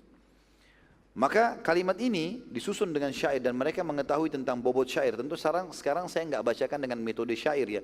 Kalau dengan metode syair itu dia akan punya retorika sendiri dan itu orang-orang Badui sangat faham tentang masalah itu. Maka tiba-tiba utusan Bani Tamim mengatakan, sungguh syair kalian lebih baik daripada syair kami. Gitu kan. Lalu penyair dari suku Tamim yang kedua bernama Zufurqan bin Badr berdiri dan melantunkan syair dan semuanya berisian pujian terhadap Bani Tamim. Nabi SAW menyuruh Hasan bin Thabit radhiyallahu anhu untuk membalas. Hasan bin Thabit mengucapkan syair-syair yang mengikuti metode Zufurqan. Zufurqan pakai diakhiri dengan nun. Lalu Hasan juga mengikuti akhir dengan nun. Tapi semua pujiannya adalah memuji kepada Rasulullah SAW, Islam dan juga surga. Maka akhirnya para utusan Bani Tamim setelah mendengarkan syair-syair semuanya, mereka mengatakan sungguh syair kalian jauh lebih baik daripada syair kami. Akhirnya mereka masuk Islam gara-gara itu. Ya. Jadi subhanallah ada orang begitu, retorika-retorika digunakan selama bukan pelanggaran agama, maka tentu saja ya dijawab. Kalau masih ingat dulu kasusnya juga ada yang menantang Nabi SAW bergulat di Mekah. Dengan syarat kalau Nabi menang maka dia masuk Islam. Nabi SAW terima tantangannya. Bukan pelanggaran agama. Gitu kan. Utusan Bani Tamim ini yang datang diceritakan oleh Allah Subhanahu Wa Taala dalam surah Al-Hujurat. Surah nomor 49, 5 ayat pertama. Ayat 1 sampai ayat 5. A'udzu billahi minasyaitonir rajim. Ya ayyuhalladzina amanu la tuqaddimu baina yaday Allahi wa rasulih wattaqullaha innallaha samii'un 'alim. Hai orang-orang beriman, ya. Di sini Allah Subhanahu wa taala sudah memanggil mereka beriman karena setelah mereka kalah syair mereka masuk Islam. Janganlah kamu mendahului Allah dan Rasulnya. Dan bertakwalah kepada Allah, sungguhnya Allah mendengar lagi maha mengetahui. Artinya dalam masalah hukum, dalam masalah apapun memang Allah dan Rasulnya didahulukan. Ayat 2-nya, ya ayyuhalladzina amanu la tarfa'u aswatakum fawqa sawtin nabiy wa la tajharu lahu bil qaul ولا تجهروا له بالقول كجهر بعضكم لبعض أن تحبط أعمالكم وأنتم لا تشعرون. Hai orang-orang beriman, janganlah kamu meninggikan suaramu melebihi suara Nabi. Tadi mereka teriak-teriak, hai Muhammad keluarlah, teriak-teriak. Dan jangan kamu berkata kepadanya dengan suara yang keras, sebagaimana kerasnya suara sebagian kalian terhadap sebagian yang lain. Tapi itu tujuannya agar jangan pahala kalian terhapus tanpa kalian sadari. Dan ini kata ulama, ayat ini masih berlaku, ya. Walaupun turun kepada utusan Bani Tamim tadi, tapi ini berlaku siapapun yang masuk ke masjid Nabi SAW di zaman sekarang nggak boleh teriak-teriak, nggak boleh ribut, menghormati Nabi SAW walaupun beliau sudah meninggal. Ini juga sebagian ulama mengatakan masuk dalamnya adalah kalau penyampaian hadis Nabi SAW sedang disampaikan tidak boleh diputus, ya. Itu penyampainya. Imam Malik rahimahullah kalau menyampaikan hadis Nabi SAW beliau mandi, beliau pakai baju bersih. Ya, waktu ditanya kenapa, dia mengatakan saya akan menyampaikan penyampaian Nabi SAW. Mengangkat suara aja nggak boleh, apalagi yang lainnya. Ayat 3-nya, innal ladzina yaghudduna aswatahum 'inda Rasulillahi ulaika alladzina imtahana Allahu qulubahum littaqwa lahum maghfiratun wa ajrun 'azim. Sesungguhnya orang-orang yang merendahkan suaranya di sisi Rasulullah SAW, mereka itulah orang-orang yang telah diuji hati mereka oleh Allah dengan ketakwaan. Maksudnya Allah SWT akan masukkan iman dan ketakwaan dalam hatinya. Bagi mereka ampunan dan pahala yang besar. Ayat 4-nya, innal ladzina yunadunaka min wara'il hujurati aktsaruhum la yaqilun. Sesungguhnya orang-orang yang memanggil-manggilmu dari luar kamarmu, luar rumahmu, kebanyakan mereka orang yang tidak mengerti. Ayat 5-nya, walau annahum sabaru hatta takhruja ilaihim lakana khairan lahum wallahu ghafurur rahim. Andai saja mereka bersabar sampai kau keluar, panggil sekali saja, Rasulullah sudah dengar sallallahu alaihi wasallam. Andai saja mereka sabar sampai kau keluar menemui mereka, sungguh itu lebih baik bagi mereka, dan Allah Maha Pengampun lagi Maha Penyayang. Itu utusan yang pertama, suku Tamim. Yang kedua, suku Hanifah. Suku Hanifah adalah suku yang besar dan memiliki anggota sekitar 100.000 orang. Mereka semua siap masuk Islam. Satu suku semua siap masuk Islam. Dan mereka mengutus para pemuka mereka untuk masuk Islam terlebih dahulu di Madinah. Nanti pulang baru mereka ikuti masuk Islam pimpinan mereka. Di antara utusan mereka, pimpinan mereka adalah seseorang yang bernama Musailamah Al-Kadzab. Musailamah. Nanti dapat julukan Al-Kadzab ini. Di awalnya dia datang ke Madinah, utusan kaumnya untuk syahadat. Itu. Yang nanti Nabi SAW berikan julukan Al-Kadzab karena dia mengaku sebagai Nabi palsu. Dia dari suku Hanifah. Semua utusan suku Hanifah mengikrarkan syahadat kecuali Musailamah. Jadi semua utusan-utusan pimpinan syahadat semua kecuali dia. Dia nggak mau syahadat. Salah seorang dari mereka berkata, wahai utusan Allah, sungguh kami semua sudah masuk Islam, kecuali satu orang pemuka kami yang bernama Musailamah yang sedang menjaga barang-barang kami di luar tembok Madinah ini. Dia tidak mau masuk, tidak mau ikut syahadat. Nabi SAW berkata, selama ia mau menjaga barang-barang kalian berarti dia bukan orang buruk. Sebagian suku Hanifah menemui Musailamah dan menyampaikan pernyataan Nabi SAW. Musailamah lalu menunggangi statement itu. Memang dia tadi ini jadi orang buruk nanti. Ya, dia akan menjadi pemberontak, artinya dia akan menjadi orang yang mengaku sebagai Nabi palsu. Lalu dia mengatakan pada kaumnya, lihat Muhammad aja memujiku. Ya, padahal Nabi SAW maksudnya mau menarik dia supaya masuk ke Madinah untuk syahadat. Seluruh utusan suku Hanifah lalu bergabung di masjid termasuk Musailamah.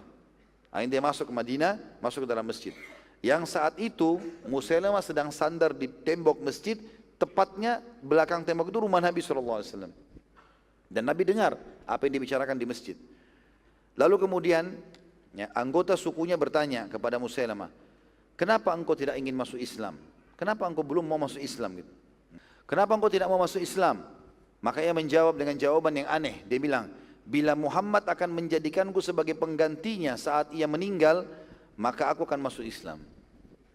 Jadi kalau ada jaminan, kalau dia mati duluan, Nabi Muhammad mati dengan tidak sopan mengatakan Muhammad sallallahu alaihi wasallam. Dia mengatakan, kalau Muhammad mati duluan dan dia tunjuk aku sebagai pemimpin, aku akan masuk Islam. Nabi SAW waktu itu dengar dari belakang tembok dinding rumah beliau, langsung memasuki masjid. Lalu kemudian beliau memegang sepotong kayu kecil dan menghadapkan kayu itu ke arah Musailamah sambil berkata, demi Allah, kalau engkau meminta potongan kayu ini dariku, tidak akan aku berikan. Apalagi menggantikanku sebagai pemimpin muslimin. Bila engkau tetap memaksakan kemauanmu, keinginanmu, maka pasti Allah akan membinasakanmu. Demi Allah, aku yakin, aku sangat yakin, kata Nabi SAW, engkau pendusta yang telah Allah perlihatkan kepadaku dalam mimpiku. Jadi ini terang-terangan Nabi SAW membongkar kedoknya. Subhanallah. Setelah kejadian perang Tabuk ini, nggak ada lagi yang tersembunyi. Orang munafik Nabi tunjuk, ini orang salah, langsung Nabi bongkar kedoknya. Langsung di depan umum sudah. Karena orang ini berbahaya gitu. Dan ini nanti salah satu penyebab kenapa para sahabat tidak ragu memerangi Musailamah al-Kadzdzab di zaman Abu Bakar radhiyallahu anhu.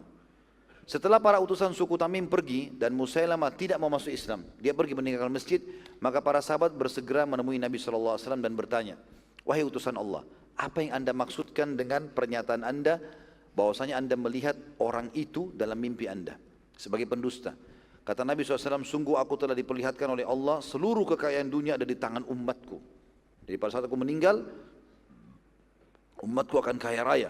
Dan ada 2 buah gelang emas yang aku tidak sukai, lalu aku meniupnya, lalu keduanya hilang.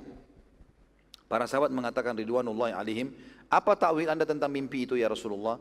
Kata Nabi SAW, aku menakwilkan bahwa akan ada 2 orang dari Jazirah Arab pendusta yang akan hilang dari umatku nanti. Jadi yang lainnya bisa taubat, tapi 2 ini tidak mau. Sampai mati mereka tetap mengaku sebagai Nabi palsu.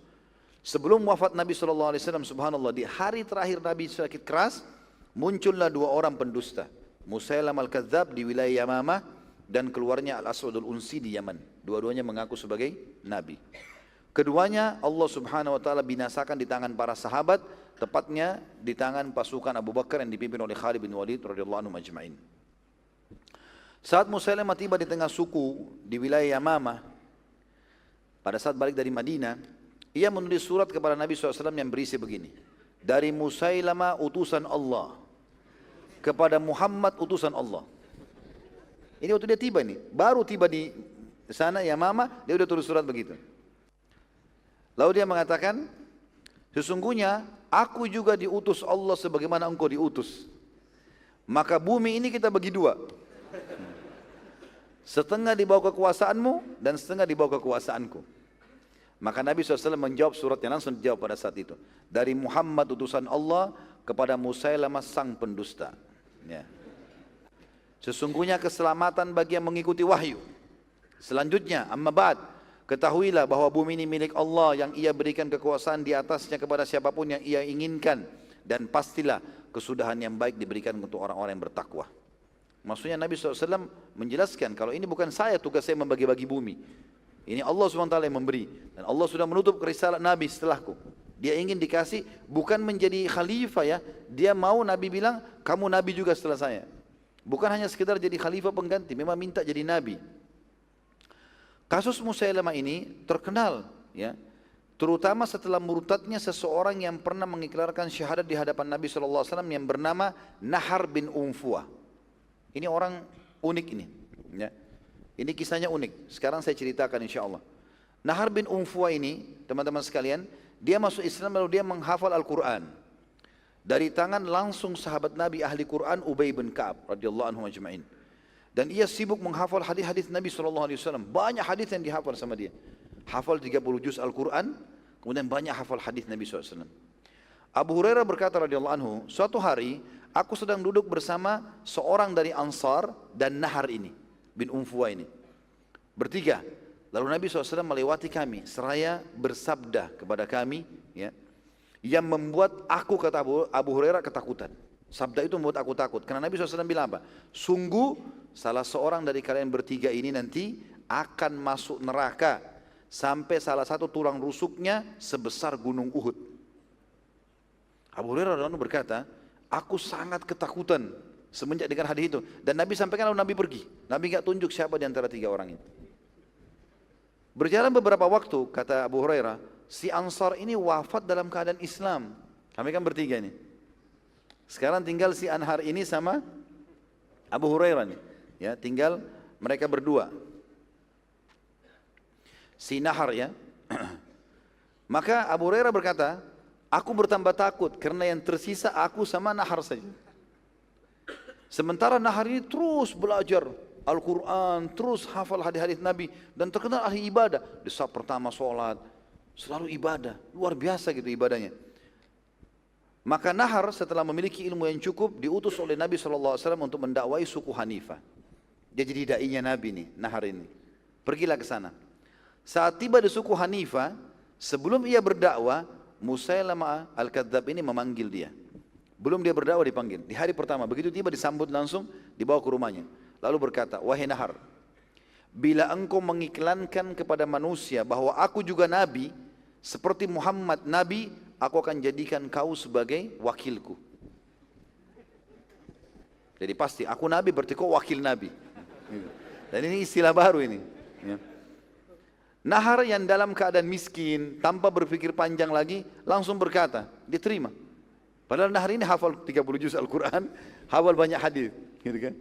Dan ini hidup bersama Nabi SAW dan ini da'inya Nabi, itu luar biasa. Ya. Lalu dia mengatakan baiklah, karena waktu itu dijanjikan dikasih kekayaan, dikasih harta, dinikahkan sama wanita, segala macam. Sementara dia orang miskin. Dan Musailamah Al-Kadzab memang ini adalah orang kaya, pimpinan suku Hanifah pada saat itu. Maka dia pun setuju, baiklah kalau begitu. Lalu dia bilang sama anggota suku Hanifah saat mereka berkumpul dan mereka bertanya tujuannya, mereka mau dengar nih. Karena mereka kan semua masuk Islam. Tadinya mereka muslim semua satu suku ini. Yang belum masuk Islam Musailamah saja. Karena yang lainnya kan tadi masuk Islam. Pimpinan-pimpinannya lalu pulang mengajak sukunya masuk Islam. Lalu mereka bertanya, karena tahu ini utusan Nabi, da'i Nabi, apa yang disampaikan oleh Nabi Muhammad SAW kepada kamu, untuk kami? Ada pesan apa? Maka ia berkata, Nahar berkata nih, ketahuilah bahwasanya Nabi Muhammad memerintahkan aku menyampaikan kepada kalian bahwa Musailamah juga Nabi seperti dia. Dengan pernyataan ini, seluruh suku Hanifah murtad dan akhirnya mengakui Musailamah sebagai Nabi. Bayangkan, bagaimana dia nggak masuk neraka orang ini? Ya. Subhanallah, benar-benar kita tidak bisa menilai orang hanya spontan dari penampilannya. Karena bertahannya iman dalam hati yang menjadi tolok ukur. Antum kalau sudah benar teman-teman di jalan Allah ini, tugasnya istiqomah dan sampai mati. Nggak ada negosiasi. Nggak ada lagi main-main, nggak ada lagi coba-coba dosa, udah selesai istiqomah sampai mati. Karena ini bahaya.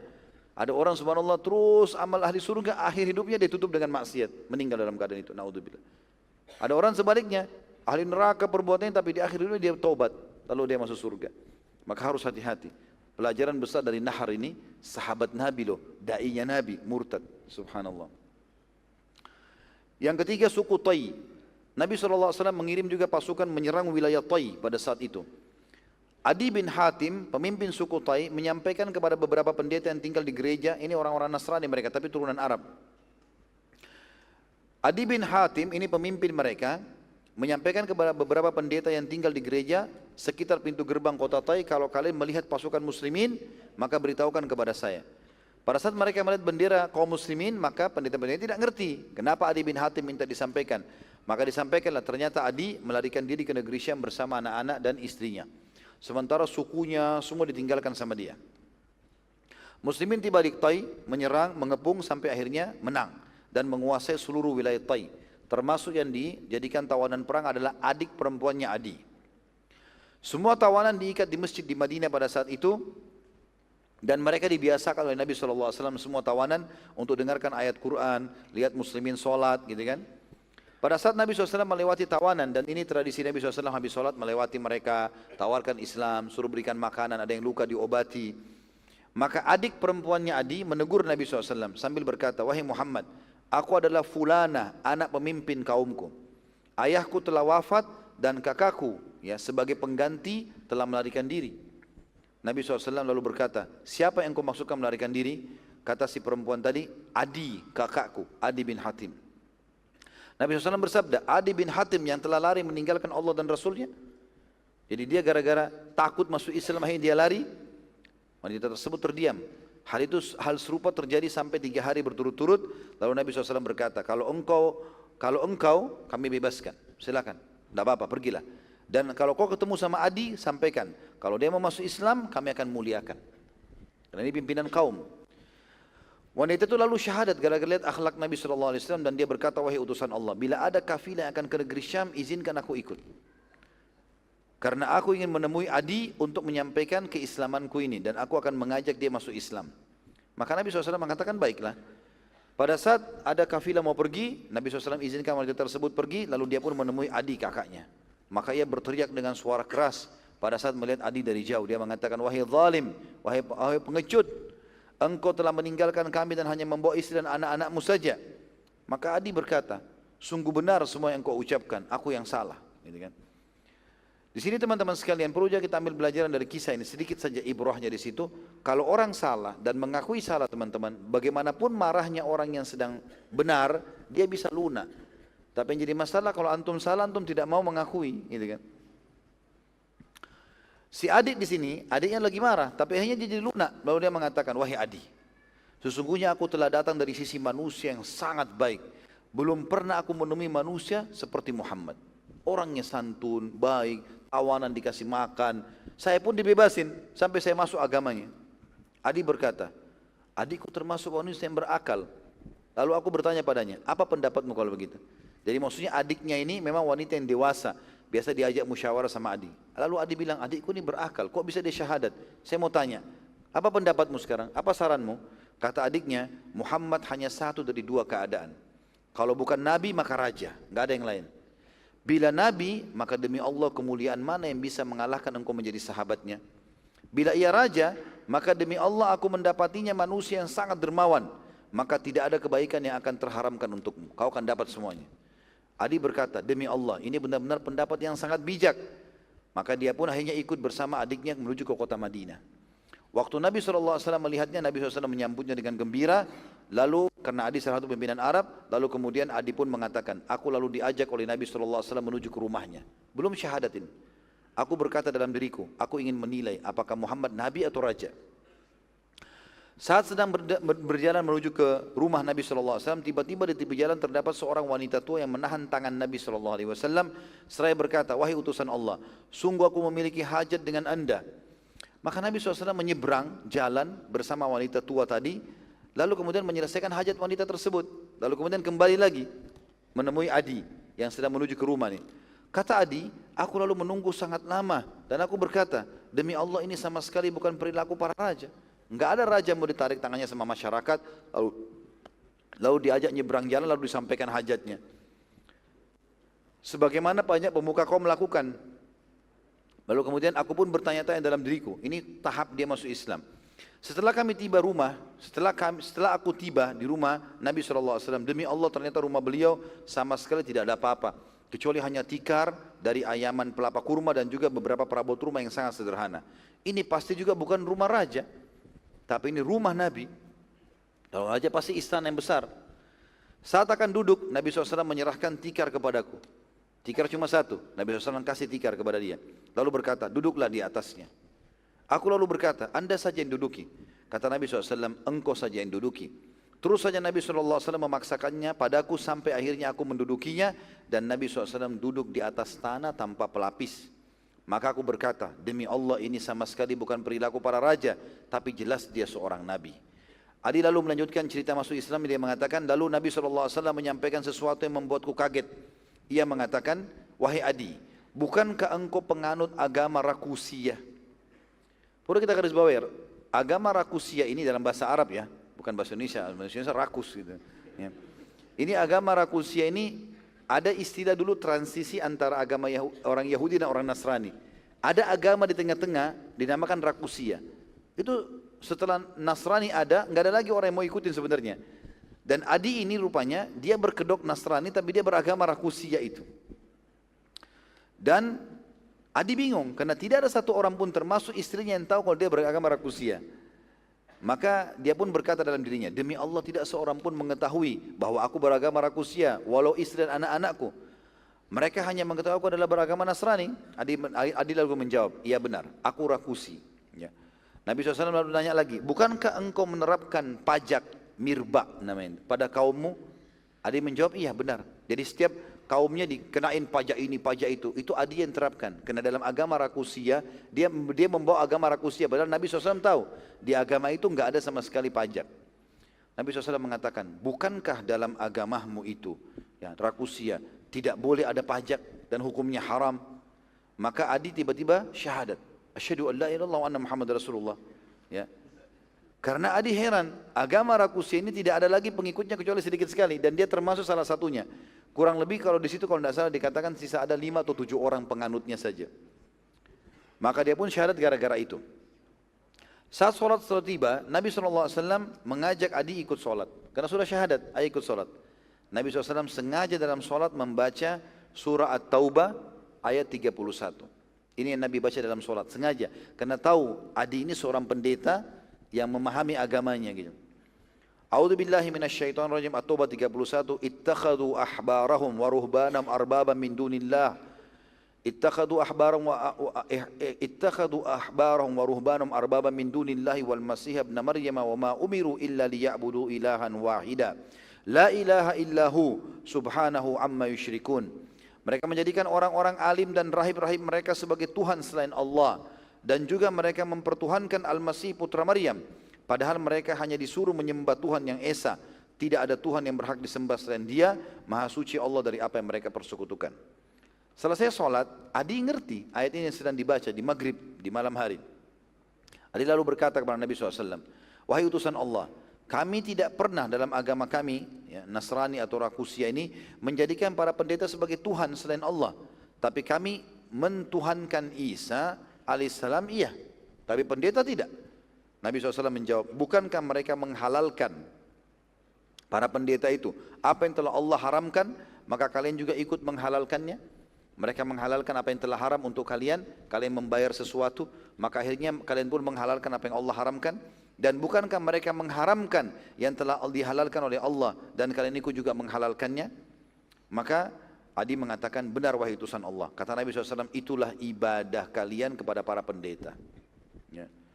Nabi SAW pada saat itu ingin mengajarkan kepada Adi dan para sahabat serta umatnya bahwa menerapkan hukum selain hukum Allah dengan meyakini lebih baik daripada hukum Allah, itu saja sudah cukup sampai kepada kekufuran. Kalau ada orang menghalalkan, Allah bilang halal, dia bilang haram.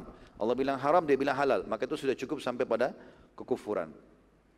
Nabi SAW lalu berkata, wahai Adi, mungkin salah satu yang menghalangimu menganut Islam karena engkau melihat banyaknya kaum muslimin dalam keadaan miskin. Nabi SAW ingin mengarik lagi hatinya Adi setelah syahadat. Selain ayat ini, mungkin kau sekarang kemarin-kemarin tidak mau masuk Islam karena kau lihat banyak umat Islam miskin. Sementara kau kan orang kaya. Dia orang kaya, pemimpin kaumnya. Kata Nabi SAW, demi Allah wahai Adi, akan terbuka pintu kekayaan untuk muslimin sampai mereka keluar membawa zakat emas mereka. Ya. Dan mereka tidak menemukan orang-orang yang mau menerimanya. Nabi SAW bersabda, wahai Adi, mungkin salah satu yang membuatmu ragu juga dalam menerima Islam adalah seringnya kamu melihat muslimin dalam peperangan. Selalu muslim perang di zaman ini. Demi Allah wahai Adi, akan datang zaman di mana seseorang wanita muslimah melakukan perjalanan dari Qadisiyah ke rumah Allah. Ya. Qadisiyah jauh. Ya.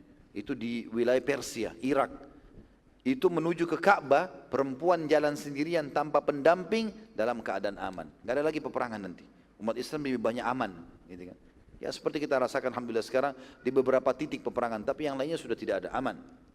Nabi SAW lalu berkata, wahai Adi, mungkin salah satu yang menghalangi masuk Islam juga karena engkau melihat rumah kaum muslimin terdiri dari gubuk karena miskin.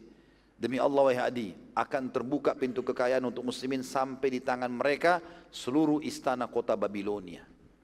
Maka Adi pun berkata setelah meninggalnya Nabi SAW, imannya dia sudah kokoh, dia ikut dalam peperangan-peperangan di zaman Abu Bakar, di zaman Umar. Tepatnya waktu menuju ke Persia, Adi bin Hatim ini ikut dan bahkan jadi pemimpin perang. Maka kata Adi, demi Allah, Allah telah memanjangkan umurku dan aku sampai melihat dengan mata kepalaku sendiri bagaimana istana-istana kota Babylon di tangan muslimin. Dan aku juga melihat sendiri dengan mata kepalaku perempuan berangkat sendirian dari Qadisiyah, Irak menuju ke Mekah dalam keadaan aman. Dan demi Allah, Adi berkata, yang ketiga, andai saja aku hidup pasti aku akan mendapatinya. Tapi ternyata dia meninggal sebelum mendapatkan yang ketiga itu. Jadi ini kisah tentang suku Adi tadi ya. Jam berapa ini, masih bisa nggak? Sampai jam 9 ya? Baik, ini sudah jam 9. Baiklah kalau gitu, insya Allah kita lanjutkan besok pagi bi'inillahi ta'ala. Habis subuh nanti lanjutan tentang beberapa suku ya. Walaupun tadinya saya berharap sebenarnya malam ini kita bisa menyelesaikan suku-suku ini semuanya. Karena kita masih harus masuk ke masalah haji wada'nya Nabi SAW. Kemudian prosesi-prosesi sebelum itu, lalu setelah itu, lalu kemudian kematian Nabi SAW, ini semuanya seharusnya bisa diselesaikan. Karena kalaupun tidak diselesaikan maka dikhawatirkan bulan-bulan akan datang juga akan sangat sedikit bahasan yang dibahas pada sirah ini. Makanya saya rencana insya Allah mau menyelesaikan. Mudah-mudahan Allah mudahkan biidznillah. Baik, begitu saja insya Allah. Untuk pertanyaan mungkin kita akan berikan kesempatan pada keesokan harinya. Mudah-mudahan nanti ada waktu. Begitu saja, mudah-mudahan bermanfaat dan sampai ketemu besok insyaAllah. Mudah-mudahan Allah mudahkan kita semua bisa menghadiri dan menyelesaikan materi sirah ini. Subhanakallahumma bihamdika asyhadu an la ilaha illa anta astaghfiruka wa atubu ilaik. Wassalamualaikum warahmatullahi wabarakatuh.